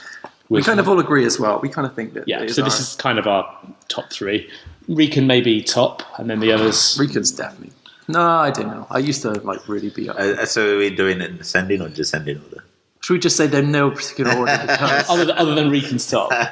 So we've got General Rican. Do you want to read that one out? When a friendly ship or friendly unique squadron is destroyed, it remains in the play area and is treated as if it was not destroyed until the end of the status phase. Just so good, right? Just really, really powerful. Because are indestructible for a whole round. Yeah. So it means bumps. You can just sit in the front of stuff and restrict ships. Double engine tech, bump, whatever. Zombie X-Wings. Yeah, zombie X-Wings. Zombie X-Wings. So the escort, you have to still attack the escort even though it's dead already. You can zombie Yavaris your heart out and bomb the crap out of everyone. I mean, the main reason it's powerful is because you alternate, the nature of the game, you alternate activations and ships. If you can kill something before it activates, you take a whole activation and turn away. But you don't get to do that with Rican. No. You don't get to save stuff by going, oh, well, he's got a ship that's only on 1 hev. I can kill it before. No, because it doesn't matter. It's still going to be there. Yeah. And it can still bump. If it's dead already, it can still bump into you and take you down with it. He's just your only option is to so kill Rikki as quick as possible. Yeah. But that's never going to be much of an option because he's always sat at the back, or on his private yacht in the corner. Yeah. He's relaying signals across the galaxy. So very good. And, worth throwing out an alternative school of thought, which Matt Cook often puts out. He says, any ship that's compensating for you losing stuff, I'm not interested in. Any upgrade, I'm not interested, because I bank on not losing anything. Great. Well, but I mean, I can kind of see where he's coming from, but at the same time, it's nonsense because you're going to lose stuff in them unless you're playing a real mismatch. Yeah. You're going to lose stuff. It's a good beginner's card, to be fair, though. It does really help with beginners. The fact that it lets you get your attack in, even if you're dead, and you can chuck something cheap and crap in that doesn't lose you many points, and you can just get so much more damage out of it. And it changes you can the mindset of your opponent. Like you say, it's kind of purely was for Yavars as well. Though. And Zombie X-Wing thing, literally, it actually physically stops damage that you're taking. No. It just physically stops it because that X-Wing would have died, and all the rest of that anti-fighter is coming into your vulnerable stuff. No, it's all going into that. Keep X-Wing. On shooting the pointless. Yeah. It's just, I think he's definitely number one by quite some way. It only works really for one list, though. It really, I've not really seen it work well. There's a couple. Bump list. Okay, so any rebel list, it works. It worked well with the early Yavaris list because you had to put Yavaris right out there into the battle. But now you don't need to do that so much with really. To be honest, I haven't played with him for a while. I've not played with him for a while. Not since you haven't played with him or Yavaris for ages. No. To be tried to move away. I was being slagged off so much. So now we need to start ripping into you about Defiance, I think. It's not general. Just don't like losing.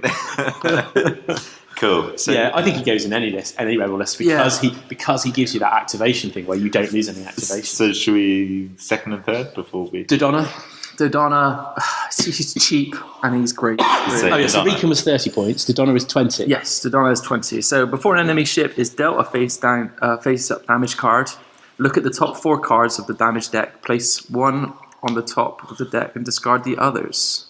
Well, we kind of play it slightly differently, just hand out the 4, but you could do it that way. Oh, no, we play it. It is that way, but because you're not going to just put it back. You just hand it to I did play one guy who was putting them back. Really? Yeah. And early on, so he didn't understand. And I was going, I'm getting the same few every time here. Like, what's going on? And I asked him, he said, I'm putting them. No, just the one. Them. Yeah. Just the one. Yeah. I think he's 20 points, right? So he's 20 points. You kind of use him when you want. He's amazing for bombers because he makes their stuff land. He makes their crits really painful. And even stuff like asteroids, like landing on an asteroid or picking the crit. Just with APTs, he's just with bomber heavy lists. It's going to be really good. It's just a great all-round card. If you don't want to use any of the others and you want lots of points to spend on your ships, he helps for bids, doesn't he? You're going to get the bonus of his ability. Yeah, that extra 10 points can make a big difference with the title or with a bid on the bid. And then we've got Akbar number. Before a friendly ship attack. Before the friendly ship's attack step, it may choose to attack from only its left or right hull zones this round. If it does, it may add 2 red dice to the attack pool when attacking a ship. And he is 38 points, which is massive. But he adds 2 red dice, which is it's quite massive. The reason I think he used to be the man. He did, but or the fish. He's dropped out of fish man. But I think now you have to build a list for him because of the prevalence of transports that can't get any ability from him because of all the extra activations they provide. Yeah. And he's not that great with corvettes. He's all right on corvettes. I think you have to build a list around him a bit more. So which I didn't place higher. Yeah, with home 1 and Defiance, he's amazing. He used to be around the dice. He used to be really good with assault frigates, but you don't see that much these days. You don't see many of them at all. Yeah, I tried playing with him with assault frigates recently, and it's just, I don't know, red dice are so fickle. Yeah. You have to chuck a lot of them, but you need home 1. You need leading shots. You need something. You need leading shots. You need that blue. Yeah. Yeah, he is a bit. He is literally a bit dicey. I guess he's a bit up spiky there. on the reds. Yeah. Yeah, and so he's in our list, but we Rebels have such massive side arcs on some ships that his reach is. I mean, it obviously wide. balances out over time, and better players like Ben will use Akbar very well, with like his AF2 list that he ran forever. But that's because he was just good at lining up the arcs and making sure. Well, he also had loads of bombers. It was a good round list. Yeah, the combined arms sort of thing. And I guess as well, like prevalence of admonition as well. Akbar's terrible with admonition because you want a double arc. Yeah. He shuts that down because you can only do the side. I'd say that I've had Akbar on my lists, and I've played games that you just use 2 arcs instead. You just don't make use of it. Well, that's the thing. He's optional, which is good. The optional is nice. But the fact that he's there, the threat. The reason you've done that, Rikki, is because the threat's so bad of going in the side arc. People go in the side arc. They go in the front and the back. Like Akbar and Rikki, they change how your opponent think and play a lot. And then my kind of wild card for the underused guy, I put as Kraken. Yeah, I don't think he's underused. I think he's good. I think he's a good general. Read him out, Rikki. So he's 26 points. When a friendly small or medium ship is defending against a ship, if the defender is at speed 3 or higher, the attack is treated as obstructed. Yeah. So that's a 1 less dice, which is quite nice. Only on ships. It'd be broken if it was fighters as well. Oh, yeah. And I think with transports, speed 3, corvettes, speed 4, MC-30, speed 4, assault frigates, speed 3. Pelter. Yeah.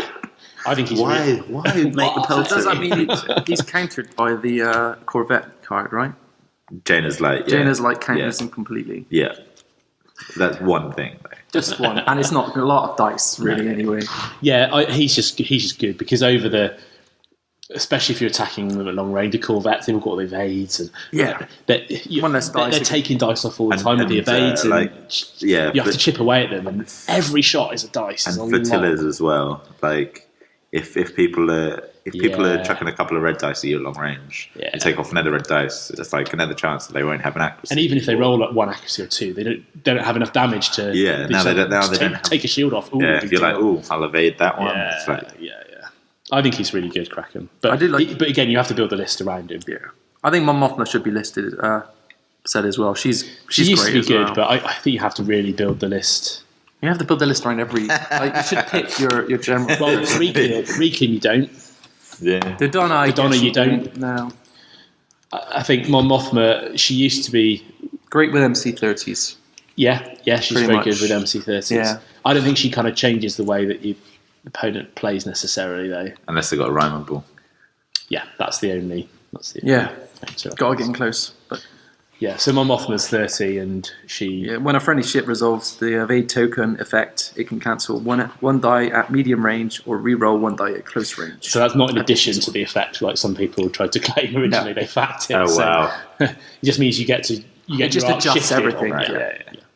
So that's admirals, officers. I think we all agreed the top one. Torrin Farr. Yeah. By far. When she come out, she was pretty much in every list. By far. She's gone down a bit on people's lists. She's not used as much now, but she's still a great card. Yeah. So she is 7 points. She is 7 points. While another friendly ship or squadron at distance 1 to 3 is attacking, it may reroll 1 blue die. So it's not the ship that you're on.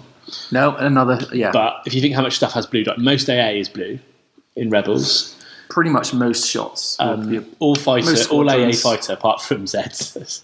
Yeah, no Zeds. No use for it. There's quite a lot of bombers that have blue. Or blue and black. B-Wings.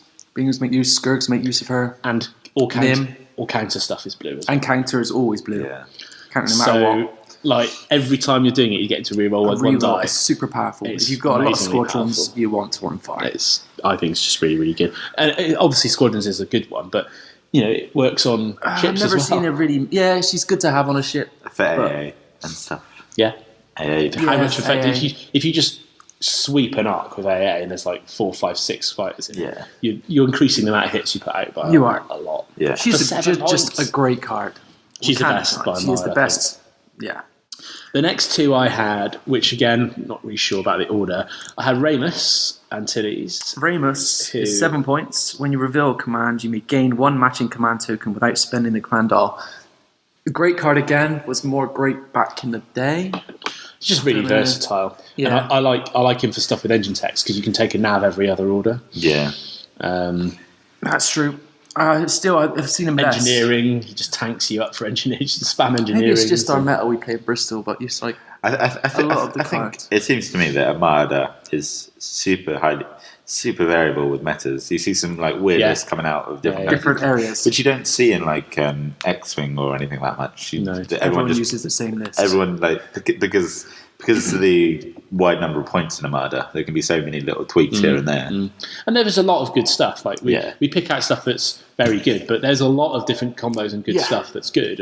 And because the metas vary, that keeps it varied. If you see what I mean, because you don't have to play a certain list to do well necessarily. So. Yeah, and we were saying the other evening, like we don't seem to play very meta lists.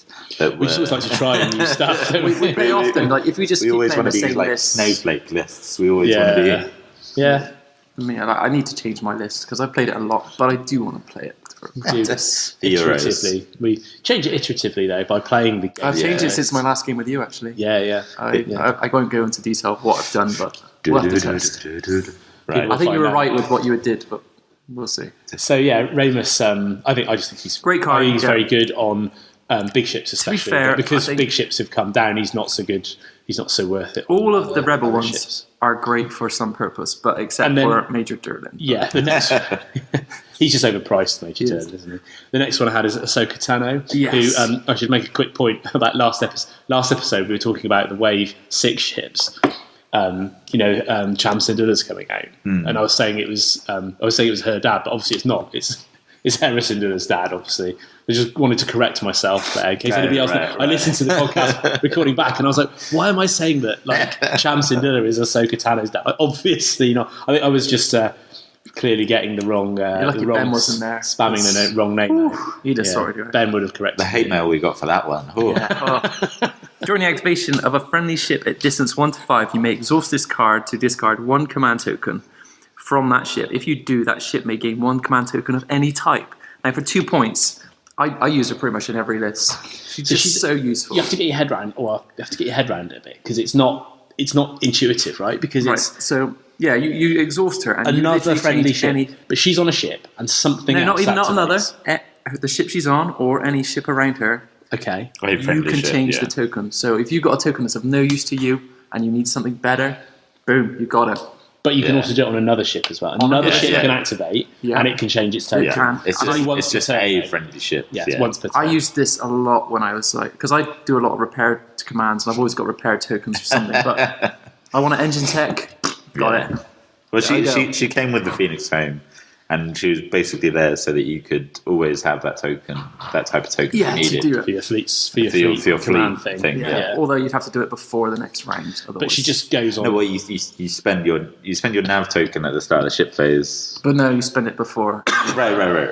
You'd have to do this the turn before. Essentially. But you spend your nav token to do that boost, and then you activate and whatever order you do, but you change one of your other things to a nav token, and then you spend your nav token. But I don't know if you could do it that way. Probably could. I'm not sure. But yeah, she's good. You want her if you can spare 2 points, which is most of the time. That's the major thing. She's 2 points. Take her. She will. And you can put her on. She just gives ships massive utility. Yeah. Like big ships, especially, or medium ships. Every ship. So my wild card didn't quite make the cut, but it's still good. It's Lando, but like you said, Ricky, you could argue he's Leia's very good specific. as well. He is really good. Lando's amazing. Lando is good, but it's like a one-time use. So I should say, while defending during the spend defense token step, you may discard this card to force the attacker to reroll 1 or more dice of your choice. 4 points. It's just a reroll of everything. But because you can do it after they've done their admonition thing. They can't affect their dice. No. I think he's just really, really good. He is good. The number of times you might get 4 that points. one shot, which 4 points, you think, it only saves me a few damage. But if that damage leads to you being killed before you get away, that's a huge amount of points. I've seen him save people's lives many times. He's just good. What a hero, Lando. What a hero. Leia's good, but Leia is really good at the moment as well, I think. More better when Slicer was more prevalent. But true. And Adar's pretty good in that particular Adar role. Talon's very specific, but again, we won't go into these ones. Anyway, cool. You've got the ones that are really good. Okay. If you're a beginner, make use of those ones first. Torren Far. Do we know what does Torren Far come in? She came in transports. She. No, is she on the Liberty? I think she was to Liberty. Or is she on the transports? Oh, she might be transport. Actually, she's transport. She's a transport. I've got three of her. Right. She's on the transport. So you probably own a transport. You definitely own a Torrent Fire. If you don't own a transport, we you can't buy mention what they come in, but I guess if you're buying, the thing with the faction-specific ones is you're buying those ships anyway. Yeah, so you're gonna have them. It's a problem when you have to buy your other side, and there's no real need to mention what ships the titles come in. No, I guess not. Cool. Should we go on to the titles? So I think we had another clear number one here. I don't know why. I think Ammunition is clearly number one. Oh, that's controversial. I think because Ammunition goes in so many lists. Yavaris is good, but right. We'll start with that. We'll start with that one. So, Admonition. When defending, during the spend defense token step, you may discard a defense token to cancel one attack. So one defense token can be spent for one dice per an attack. Oh yeah, and it's discarded. Matt played it. Spent the other day. Not spent, discarded. Sorry, Christian. You cheater. 8 points. 8 points is quite. And obviously, we're talking about the MC30 frigate here. Yeah. I hadn't used it for a while. I hadn't played against it for a while, and for some reason, I had in my mind that it was. But what you can do, so let's just run through some of the things you can do with it. You can spend the defense token to get the defense effect, and then discard it for the Admonition effect. Very strong. And obviously, your evades when you're in close are useless, so you might just want to bin those off. Pretty much. But they're always first to go, aren't they? Because they just serve no purpose. Yeah. This tile, it just makes your defense tokens always useful against everything because you cannot stop this effect. You can't accuracy it. Also, it makes Ammunition really good against bombers because normally defense tokens are crap against bombers, but bombers are generally relying on one die to do their damage. Yeah. A black hit, no, get rid of your crit. Get rid. It's a costly way, but it is. And the other reason it's amazing is if someone APTs you and they got one crit, no, you didn't. Get rid of that die. You get rid of their crit effect. You can pick the die that you get rid of. It's just insanely good Admonition. At the cost of your defense. Alongside currently, having Lando and Blast Doors, it just makes Admonition. But maybe not Lando, you could go with the other one that lets you get your token back. Whalix, yeah. Well, Whalix was like the old answer. I think Lando is the best shout, just because that one time that you get shot by... because Admonition can only do one die. If you get Ricky's 9 the one dice time you get shot by Defiance, it locks up all your tokens and puts 20 damage on you. You're like, Don't think so. Let's re-roll all those doubles. Yeah. I'd like to say a close second, but I think it's still very, very good. Yavaris, of course. Wherever I've got it in my Rikki list. Hero worships this card. It's funny because when I haven't used it in ages. Come on. But you still love it. I do love it. Read it out in case anybody doesn't know what it does. So each squadron you activate can attack twice if it does not move. 5 points. It's funny because when I was a new player, I was like, but I want to move. Like, how will this be strong? Yeah. And now it's like, oh, right. The thing that makes it so good is because you have some rebel fighters that have 2 dice. 2 dice bombers. Or they have like a crazy ability effect, like Luke's shooting effect, through shooting through shields. And now with all the Nim stealing the tokens. Stealing the defense tokens. That combined with Torrent Fire and Bomber commands. Yeah, it's all horrible. And with the fighter control teams, it just becomes excellent. If you're taking bombers, shift them into range or something without having to activate them. So then you can activate them and they can move twice. With relay, it becomes even more ridiculous because you can move your virus away and still do it through the relay stuff. And it's just insanely good. If your rebel squad takes bombers, you probably want your virus. And not just for bombers, but also you've got really good, powerful rebel squadron stuff like Wedge, who does 6 dice against activated squadrons. Yeah, it's true. Do him twice. He can just kill anything from scratch. Any X-Wing is going to be able to shoot twice. It's super powerful. And then you've got Dutch's effect, which deals damage if you're activated. Which activates you. Yes, you can activate 2 of their powerful squadrons. But more useful. Just unbelievably good, Yavaris. And then if you can get up to 3 with a token, 3 squadron activations. So you can really get your value out of your bombers because they are expensive on rebels. You need to make them worth their price. We had a bit of debate over the third. For me, it's between Bright Hope and Defiance. Yeah, but Bright Hope's what do you guys think on that? I agree. Bright Hope is in every list that has a transport. Why would you not take it? It's 2 points. Bright Hope is. Yeah. While defending against an attack that does not target your rear hull zone, Before you suffer damage, reduce the total by 1 damage, which is amazing, life-saving on against bombers. Is ridiculous, right? Yeah. It's indestructible against bombers pretty much from the front or side. It's just in there because it is so useful. I don't say it is a great card for 2 points. I don't know. Yeah. It's just amazing. I agree. It's like Derlin is 7 points and you have to exhaust him. Bright Hope is 2 points. Free. But not from the rear, but then... yeah, true. It just makes it so indestructible to fighters. And the thing as well is you've got enough crap to get through with the Flotilla. You've got to get through the scatter. You've got to get through the evade. And then it's like sometimes as well, you're taking 2 shots. Are you losing 1 damage off each of those 2 shots? It might bump it up to 3 shots to kill it. I might for fun just make a Derlin Bright Hope. Like jamming field shit. Just send it out there with all the bombers. Oh, that would be amazing. It would still get 1-shotted, however, by the other one, which is Defiance. It'd still be 1-shotted, yeah. Read that. So, while attacking a ship that has already activated this round, add 1 die of any colour to your attack pool. So this is 5 points. 5 points on an MC80. And the fact wording on this, or the clarification, is not range dependent. So if you're attacking at long range, you can add a black. And you can do it on both attacks at a different armor. Or blue if you have leading shots, which is good. Blue tends to be them. At long range, you want to add a blue. Yeah. If you're a new player. I think Defiance is phenomenal because the side arc of an MC80 is nasty at the best of times. And it's a lot of dice. It's massive, yeah. So even if you don't have Akbar and you've got 3 reds and you've chucked in a blue, you've just leading shot at long range. Great. You're stacking the damage up. At close range, you're chucking a black when you've got 3 reds, 3 and blue. You're probably knocking their brace, or you're knocking their you're just chucking an extra 2 damage in. It's just... That you can re-roll because you've got leaded shots. For 5 points. That's great. Yeah. All right. Does anybody have any other honourable mentions or wild cards that they think maybe Gallant Haven? There's cards that I would love to use and make work, but they're just Foresight, I guess, with Mon Mothma on the MC30. Foresight lets you get an additional effect to for an evade token. For an evade, and it lets you move an additional redirect. Yeah, that's pretty good. Mm-hmm. You got Home 1 lets you add. Though. Yeah, or play Mon Mothma. Yeah.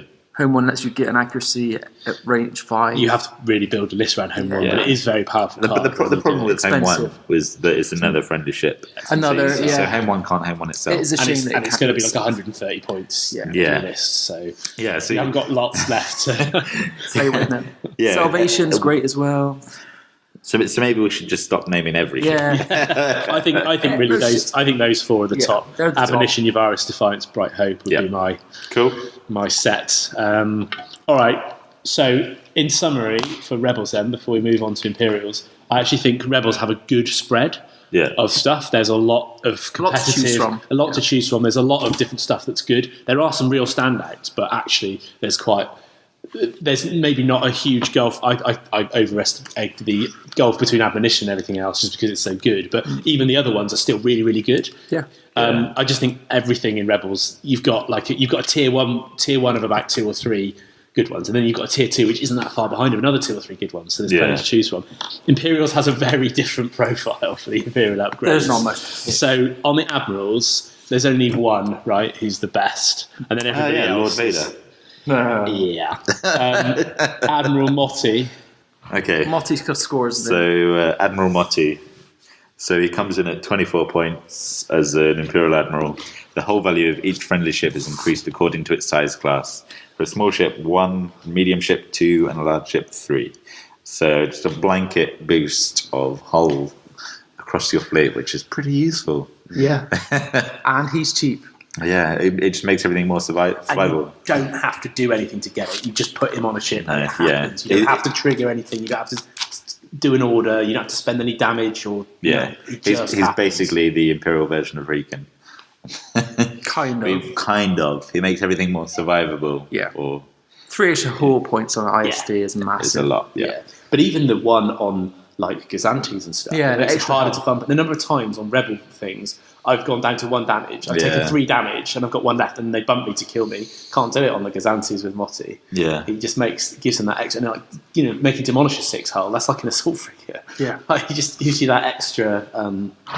Really does give you all those damage cards. Cool. He is the all-rounder. no arguments there. So I had the next sort of tier. I kind of had Gergerod as the next one, and then below that I had a kind of tier of Ozzel, Vader, and Screed. Yeah, makes sense. So it's difficult to do a top 3 in this case. So Gergerod, during a friendly ship's descending course step, it may suffer 1 damage to change the yaw value. First yaw value of its current speed to 2 until the end of its activation for 23 points. Which has seen a lot of play at the moment with like ISDs and kind of VSDs. Yeah. Just getting that front arc in the right place is very useful. When this card was spoiled, everybody thought, it's the saviour for the VSD because now the VSD is manoeuvre. And everyone's tried it. VSD, but it still only speed 2. Yeah. I like it. I've done it a lot with ISDs. I love that because you're getting that double arc or getting your double arc, getting your gunnery team front arc where it's got a great position. For one, and the damage, you can just chuck it on a shield at the back. Chuck it on your offside, whatever you're not facing the enemy. One damage, isn't it? It's not a damage card, it's just a point for shield. Demolisher is crazy. Like Ryan was using at the Q1. Like you get 2. If you nav with Demolisher, you get 2 clicks at first with Gergerod. Yeah. One middle and 1 at the end, but you get an extra one, so you have two middle and 1 at the end. You just swing around, and then you can engine text for another 2 further. So you can effectively do a 4-speed manoeuvre with 7 out of 8 clicks with Demolisher. In any combination of directions. The amount of different combinations of where you can put your double arc, where you can put the arc you need for your after move activation is just almost it takes people by surprise. It's almost endless. And even with Architens, he comes with Architens. Yeah. Architens have a really bad manoeuvre. Yeah. He makes them much better. Can really change. Because the other thing to remember is the first click of that dial is the one that really makes the difference of your initial trajectory. You're talking the degrees of being applied initially. Yeah. Really, that 2 clicks is the difference. When you multiply that out at a 3-level manoeuvre, you look at the circle. It's like a whole close range or close to medium range worth of difference in that 2 clicking. So I really love Gergerod. So he's good. He's another good one. So there are some options. You do have to do something. You just take a damage, but you don't have to do a token or anything like that. So and then we're saying Vader, Ozzel, and Screed for the tied for 3rd. So Vader, who I like because he makes dice consistent, and I really like him with the Architens at the moment. But I do kind of want to try Jerry a bit more. But Vader. While a friendly ship is attacking, it may spend 1 defense token to reroll any number of dice in its attack roll. So you can get some real lucky, proper rolls. You get the rolls you need for 36 points. 36 points. Yeah, he's basically Akbar price for the. And again, I think he suffers from a similar thing that Akbar does in that a lot of your activations are Gazantes. At the moment, you don't really care about rerolling their dice. Yeah. And then Screed, who saw a lot of play. He was the winning admiral of the Nationals last year. It was Screed. He comes with demo. Yeah, Gladiator, I should say. He comes with same thing. Demolish just demo. So once per activation, when a friendly ship is attacking, it may spend 1 die to change a die to a face with a crit icon. So you just basically get all the APT shots you need with Screed. Yeah, he was cool with the Nationals winning list where it had all the raiders. Yeah, so you don't need to buy them. You don't need the demolishers and all the gladiators and raiders as well. Because the raiders, you just put the APT on. You don't need to buy them. The ordnance teams. No. Because you just use the screen. But it is only once per activation, which means you can't use it with the flechette torpedoes to just do a billion squadrons. Just activate all their squadrons. You can do the key one though. I can see it. Admiral Ozzel. His honourable mention for 20 points. So it's the cheapest Imperial Admiral. When a friendly ship resolves a nav command, it may change its speed by an additional 1, which is kind of cool. Yeah. I like maybe a little overshadowed by Jerry at the moment. Yeah. I played him in the campaign. I like him because he's cheap, but also like the fact if you dawdle along with a nav token, you can get all your stuff from speed 1 to speed 4. Yeah, and that'd be like surprise. And I was just able to just boost past stuff, turn round stuff. So. Not amazingly powerful, but and again, you have to spend the nav command, but you can just build the tokens up. Yeah. For 20 points, he's fine. If you're short of points, I think he's cool. He's like the Donna of the Imperial side, but not as good as the Donna though. Because the Donna's static cheap though. Effect. Yeah. Very cheap. All right, let's go to officers. So Again, I think there's a bit of a standout here, Minister Tour. Yeah, I think, okay, so Minister 2 is really good. You gain an additional defensive retrofit icon in your upgrade bar. You cannot equip this card to a medium or large ship with a defensive retrofit icon in its upgrade bar for 2 points. 2 points is really, really efficient. You have to buy the upgrade after as well. And you have to buy the upgrade after. So it's seen a lot of play on like ISD 1s. I can see more of these cards coming. Indestructible. Like other officers that add slots. Yeah, I can definitely see. This is probably like the start of... She comes with Architens, I think. Like, here's a card that fixes a problem with some of your shit. She's really good for VSDs. Yeah, definitely. Giving a VSD ECMs makes it amazing. Not amazing, but isn't amazing. An ISD with much that one? More survivable. An ISD, ISD one. Yeah. I do think my favourite one with her is the Kazanti one, just because you can't take the scatter and then a Hand of Justice somewhere. Yeah, exactly. Just never runs out. It makes the reason is for the Kazanti is quite often I was playing Ben the other day and he had it, and I was lining up one good shot a turn on the Kazanti, and it's great. I get 3-4 damage and an accuracy. Should be dead. Nope. ECM. So I'd had to have had 2, and then he would have spent it, so he would have just lost it, and then I had to get another one next turn as well. Yeah. So it just for 2 points, I think she's the best. It makes you stand more. I don't know. I'm not sure she's. Who do you think's better? I don't necessarily think anyone's. No, they don't have a standout. I think 2 is a standout. She changes. She makes those ships. Yeah. Okay. Like she makes the VSD usable. So who else have you said? We got Nida and Yularen. My next little tier, I've got 4. I've got Shirano. Yeah. We don't use him that much, but he is prevalent in a lot of other metas because of his rhymeable use him edition. And the other guy that lets you I've got move and shoot. Shirano, Callus, Wolf Yularen, and Nida. So if you start with Shirano. So Admiral Shirano. So squadrons that you activate can move even if they're engaged. When an engaged squadron moves in this way, treat it as having a printed speed of 2. So he means you don't have to take. Never lock down. You don't have to take any jump masters. Yeah, and he's got better with strategic with Lambda squadrons. Yeah, because of Rhymer, because Rhymer gives you that close to medium range. Speed 2 plus Rhymer is actually a long way, and so you don't need to worry. And amazing with that the ship, the squadron that damages everything around it. Mauler, not locking down. Yeah, phenomenal with Mauler. And I'd quite like to try him. With a sort of rhymeable lambdas. I think. Yeah. Effective. He's 10 points. He's really expensive. But he's cheaper than one Intel ship. Yeah, exactly. It's cheaper than a jump master. Cheaper than a jump master.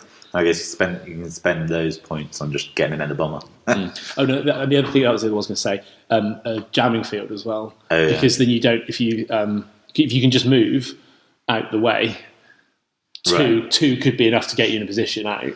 You don't need to worry about shooting their squadrons. Just let them shoot you and shoot you. Have the jamming field to reduce the fire incoming, and just go to town on their ships and not even worry about their anti-squadron. Just keep going. Just cool, especially with defenders or something. Pretty hardy. And then Wolf Yularen. So he's similar to Remus Antilles, I guess. When you spend a command token, you may exhaust this card to gain a command token of the same type. Yeah, different. He's their version of it. Yeah, it's quite different. But pretty handy for things with engine. It's identical. He is. Yeah. Except you exhaust him, which is just you can exhaust. No, it's not identical because with Remus you just get the token. Oh no, you get a token as well. You're doing. So you get with him, if him is great if you've got engine techs. If you want to be doing the same thing, or even you want to be doing engineering every turn. Scrap a shield every turn. Interdictor with him. Yeah. He's more slicer tool resistant than Antilles, but he doesn't. He's not as flexible, so he doesn't give you the order you want each turn, but he'll just give you. It's a ship where you want the same. You never run out. Yeah, 7 points. Callus, who Ben's favourite agent Callus. Favourite named agent. Yeah. While attacking a unique squadron, add 1 die of any colour to your attack pool. I like this guy. I like 3 points. So you can use him to wear down aces slightly faster. The others are pretty much never used. I got Nida in there, but he's quite specific. He's quite specific. Nida's pretty good for ISDs and stuff. only. So you basically replace one of your tokens with an evade token for 2 points. I like him on the Architens because then your TRCs become double up. TRCs becomes good. Yeah, it's very, very specific. Cool. Well, there's only one title. And then the same profile for titles for Imperial. You've got one absolute standout and then a load of dross. Which one is that? Is that Insidious? Yes, Matt. Yes, it is. It's Vector, I thought. You got the right. You got the right shit. You got the wrong title. Warlord. There we go. Okay, so the standout title for the Imperials, surprise, surprise, is Demolisher. And we even said earlier, it comes with the Demolisher pack, right? Yeah. It's so ubiquitous that I just call gladiators demolishers now. It's just those things that slightly break the rules that become so good. But yeah, Demolisher during your Just breaks the rules. just in case anyone Because they break the rules, familiar. they're broken. Yeah, that's what makes something broken. Yeah. Maybe that's During your activation, you can perform one of your attacks after you execute a maneuver for 10 points. So, and it hits like a truck.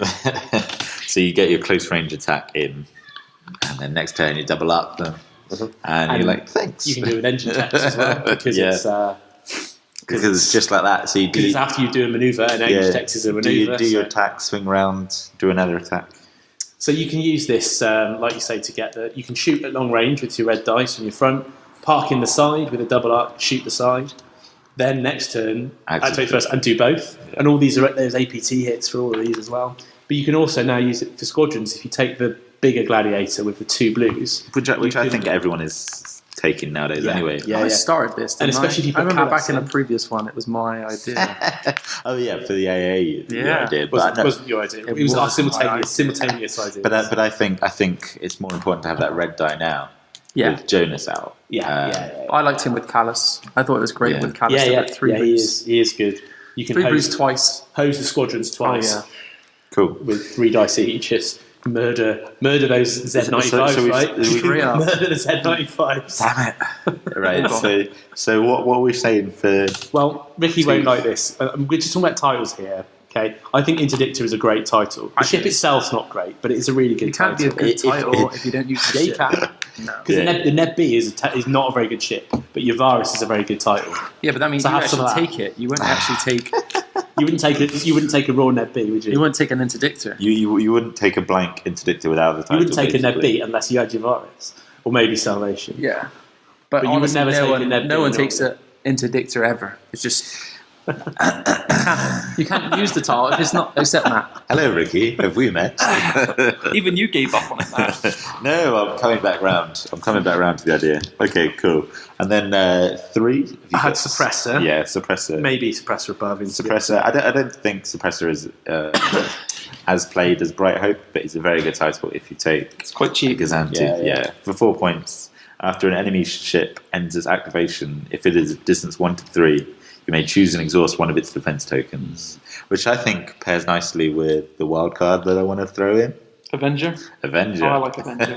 I think it's worthwhile. So an ISD title, while attacking, the defender cannot spend exhausted defense tokens for 5 points. Avenger's a great one. But it's very much a combo piece. Reason, and the other reason I don't like Avenger as much is because it's on an ISD, right? ISD is a lot of your points, a lot of your activation. You have to do it after other stuff has activated, which is to exhaust their defense tokens. Yeah. By which time, anything that was being threatened by the front arc of that ISD has had a chance to get away. Yeah. So it's not as good as it. I think you need to set up the things so that people end up in your front arc. Exactly, and that's harder than just being able to activate and say, "Oh, I activate and I do stuff," which is really good. Like Demolisher, I just activate and good stuff happens. The side arc still can be brutal to those smaller ships. Yes, true. And if you can get those like flotillas now, if you can get the flotillas to exhaust their scatter because you've hit them with some bombers or something. They're dead. Just a side arc Avenger. It is good. I tried a combo with like Devastator Avenger. with Avenger with 2 ISDs. Devastator lets you throw out a blue at any range. Yeah. And then have we got any more? I think both the Raider titles are quite nice. I think personally, Hand of Justice is my wild card for underplayed because it keeps that scatter token alive. On your Gazanti minister to or it keeps a brace alive. If you're playing one ISD and it's getting a pasting, it keeps that brace alive. Hand of Justice Architen's title, before you reveal a command, you may exhaust this command to choose another friendly ship at distance 1 to 5 and ready one of its defense tokens for 4 points. So yeah, it's a pretty good title. You do have to do it in the activation order has to be. I'll admit I run pretty slim Architens, so I don't think I've ever actually played with either of those titles. And it's good. The Hand of Justice is good as well. If you're using the TLC route, which is my preferred route, you can flip those TLCs back up, your evade tokens back up. Cool. We didn't read Interdictor out after all that. Oh, they didn't need to hear it. It's a terrible card. No, it's a good card. The ship is terrible. It lets you reroll at close range. So Interdictor, when a ship activates, you may exhaust this card to ready one other upgrade equipped to this ship. For 3 points. Yeah. So it means you can use Targeting Scrambler So you have to, yeah. So it's Targeting Scrambler or G8 Experimental. It's when a ship activates, so it can be any ship. Yeah. So as long as it's 2 attacks from different sources, you can do the rest. But the problem with the Targeting Scrambler is if you get double arc, you're only doing one of those. I guess you save it for the bigger arc, right? Yeah. Save it for the Admonition side arc. So that was quite an episode today. Bit faster than it's not too bad. Not too bad on the length. It was a bit faster than we've done some of the other upgrade things, but I think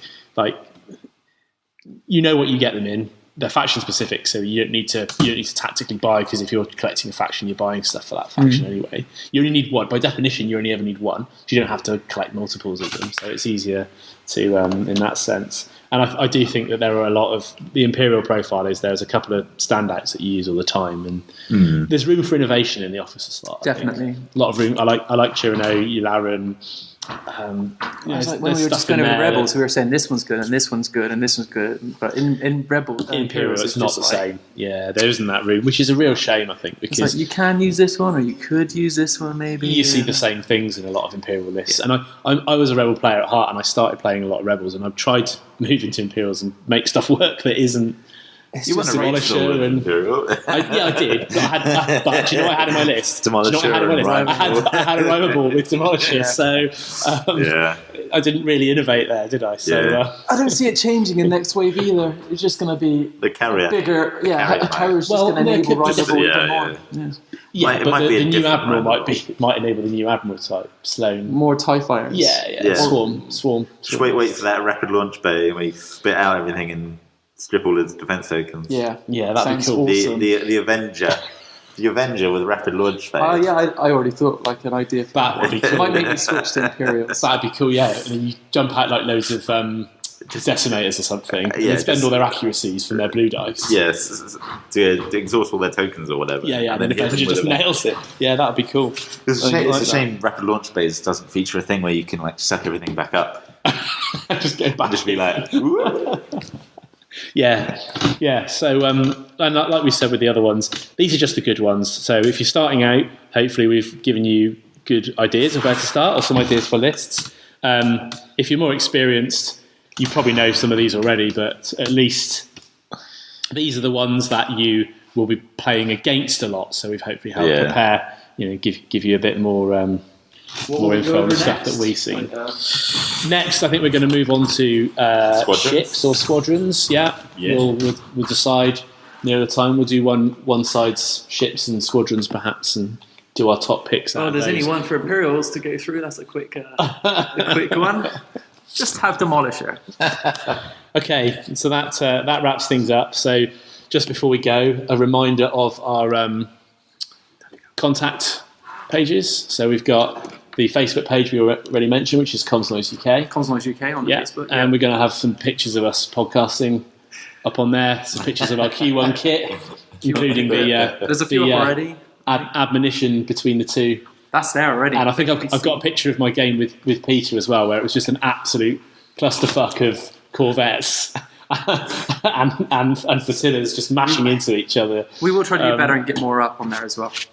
Yeah, we could actually list a lot of our thoughts on what we could have them written down. I took a picture of the the scenario with Ben where we... Oh, what a mess. That's a mess. and there's, I've got a picture of your game as well, Rikki, the deployment for the superior position. So it's all your ships versus a Rhymeable, and then all the other ships on the other side of the table. You get to see how that was looking in the start. So maybe I'll annotate this and post that up. Yeah, so we'll have stuff up there. We'll get more stuff on there. Of course, feel free to message us. Ask us any questions, stuff you'd like to hear, any feedback you've got as well, be gratefully received. And we also have an email address where you can do comsnoiseuk@gmail.com. Yeah. All of this is listed below the... Yeah. If you find our podcast, you'll find a lot of this in the details. Yeah. And please do get in touch. We'll read, unless we get a sudden barrage of hundreds of thousands of emails. We'll read everything out that we get, providing it's suitable for. And if you want to joke about Rikki and how much he loves your virus, please feel free. Can we say that I haven't used this in years? Like years. So now Rick can show about relying too heavily on Defiance. Defiance and Home 1. So we'll try and get another episode in a month's time. Hopefully we won't miss. Won't be as long as the wait this time, and then we might try and get a special quick bonus one in for Euros, I reckon. Yeah. Euros isn't far away now. Euros in the just over a month. NEC in Birmingham in the UK. Should see if we can get some video for that as well. Maybe it's going to be really good. It's 2-day tournament. 3-day if you. If we. We're not getting there. Okay. Hey, maybe you guys are. My interdictor or Z-Sword is going to interdictor spam. Yeah, so catch us possibly in the finals. Day 3 if you make the cut. But I wouldn't want to anyway, because the Expo's a really cool show with lots of games and lots of cool stuff. I want to actually see the show on a Sunday. I don't want to spend all day in the room. Chris is not going to make a cut. Intentionally. As it stands as well. Obviously I could if I wanted to. But it may end up going 2 days because it's not 100 people. I think it's like... I do hope it gets down to 4 or 5 rounds, and then we can have at least a Saturday afternoon to go and enjoy the. I think it'll be 5 to 6 rounds, and then you get. Yeah, if we see you there, if you're going, you recognise our voices or you know us, do come and say hi. We might try and record and get maybe if we can get some people who've done well or who had some cool lists or people that we played. Might have some quick guest interviews there. Some sort of dictaphone set up. Oh, no one owns one. I have to look into that. Ask Ben. You got your phone. Your phone he'll can have record. stuff. We'll work some tech out. We'll work out. All right, guys. Thanks for listening. We'll see you next time. Cheers. Bye.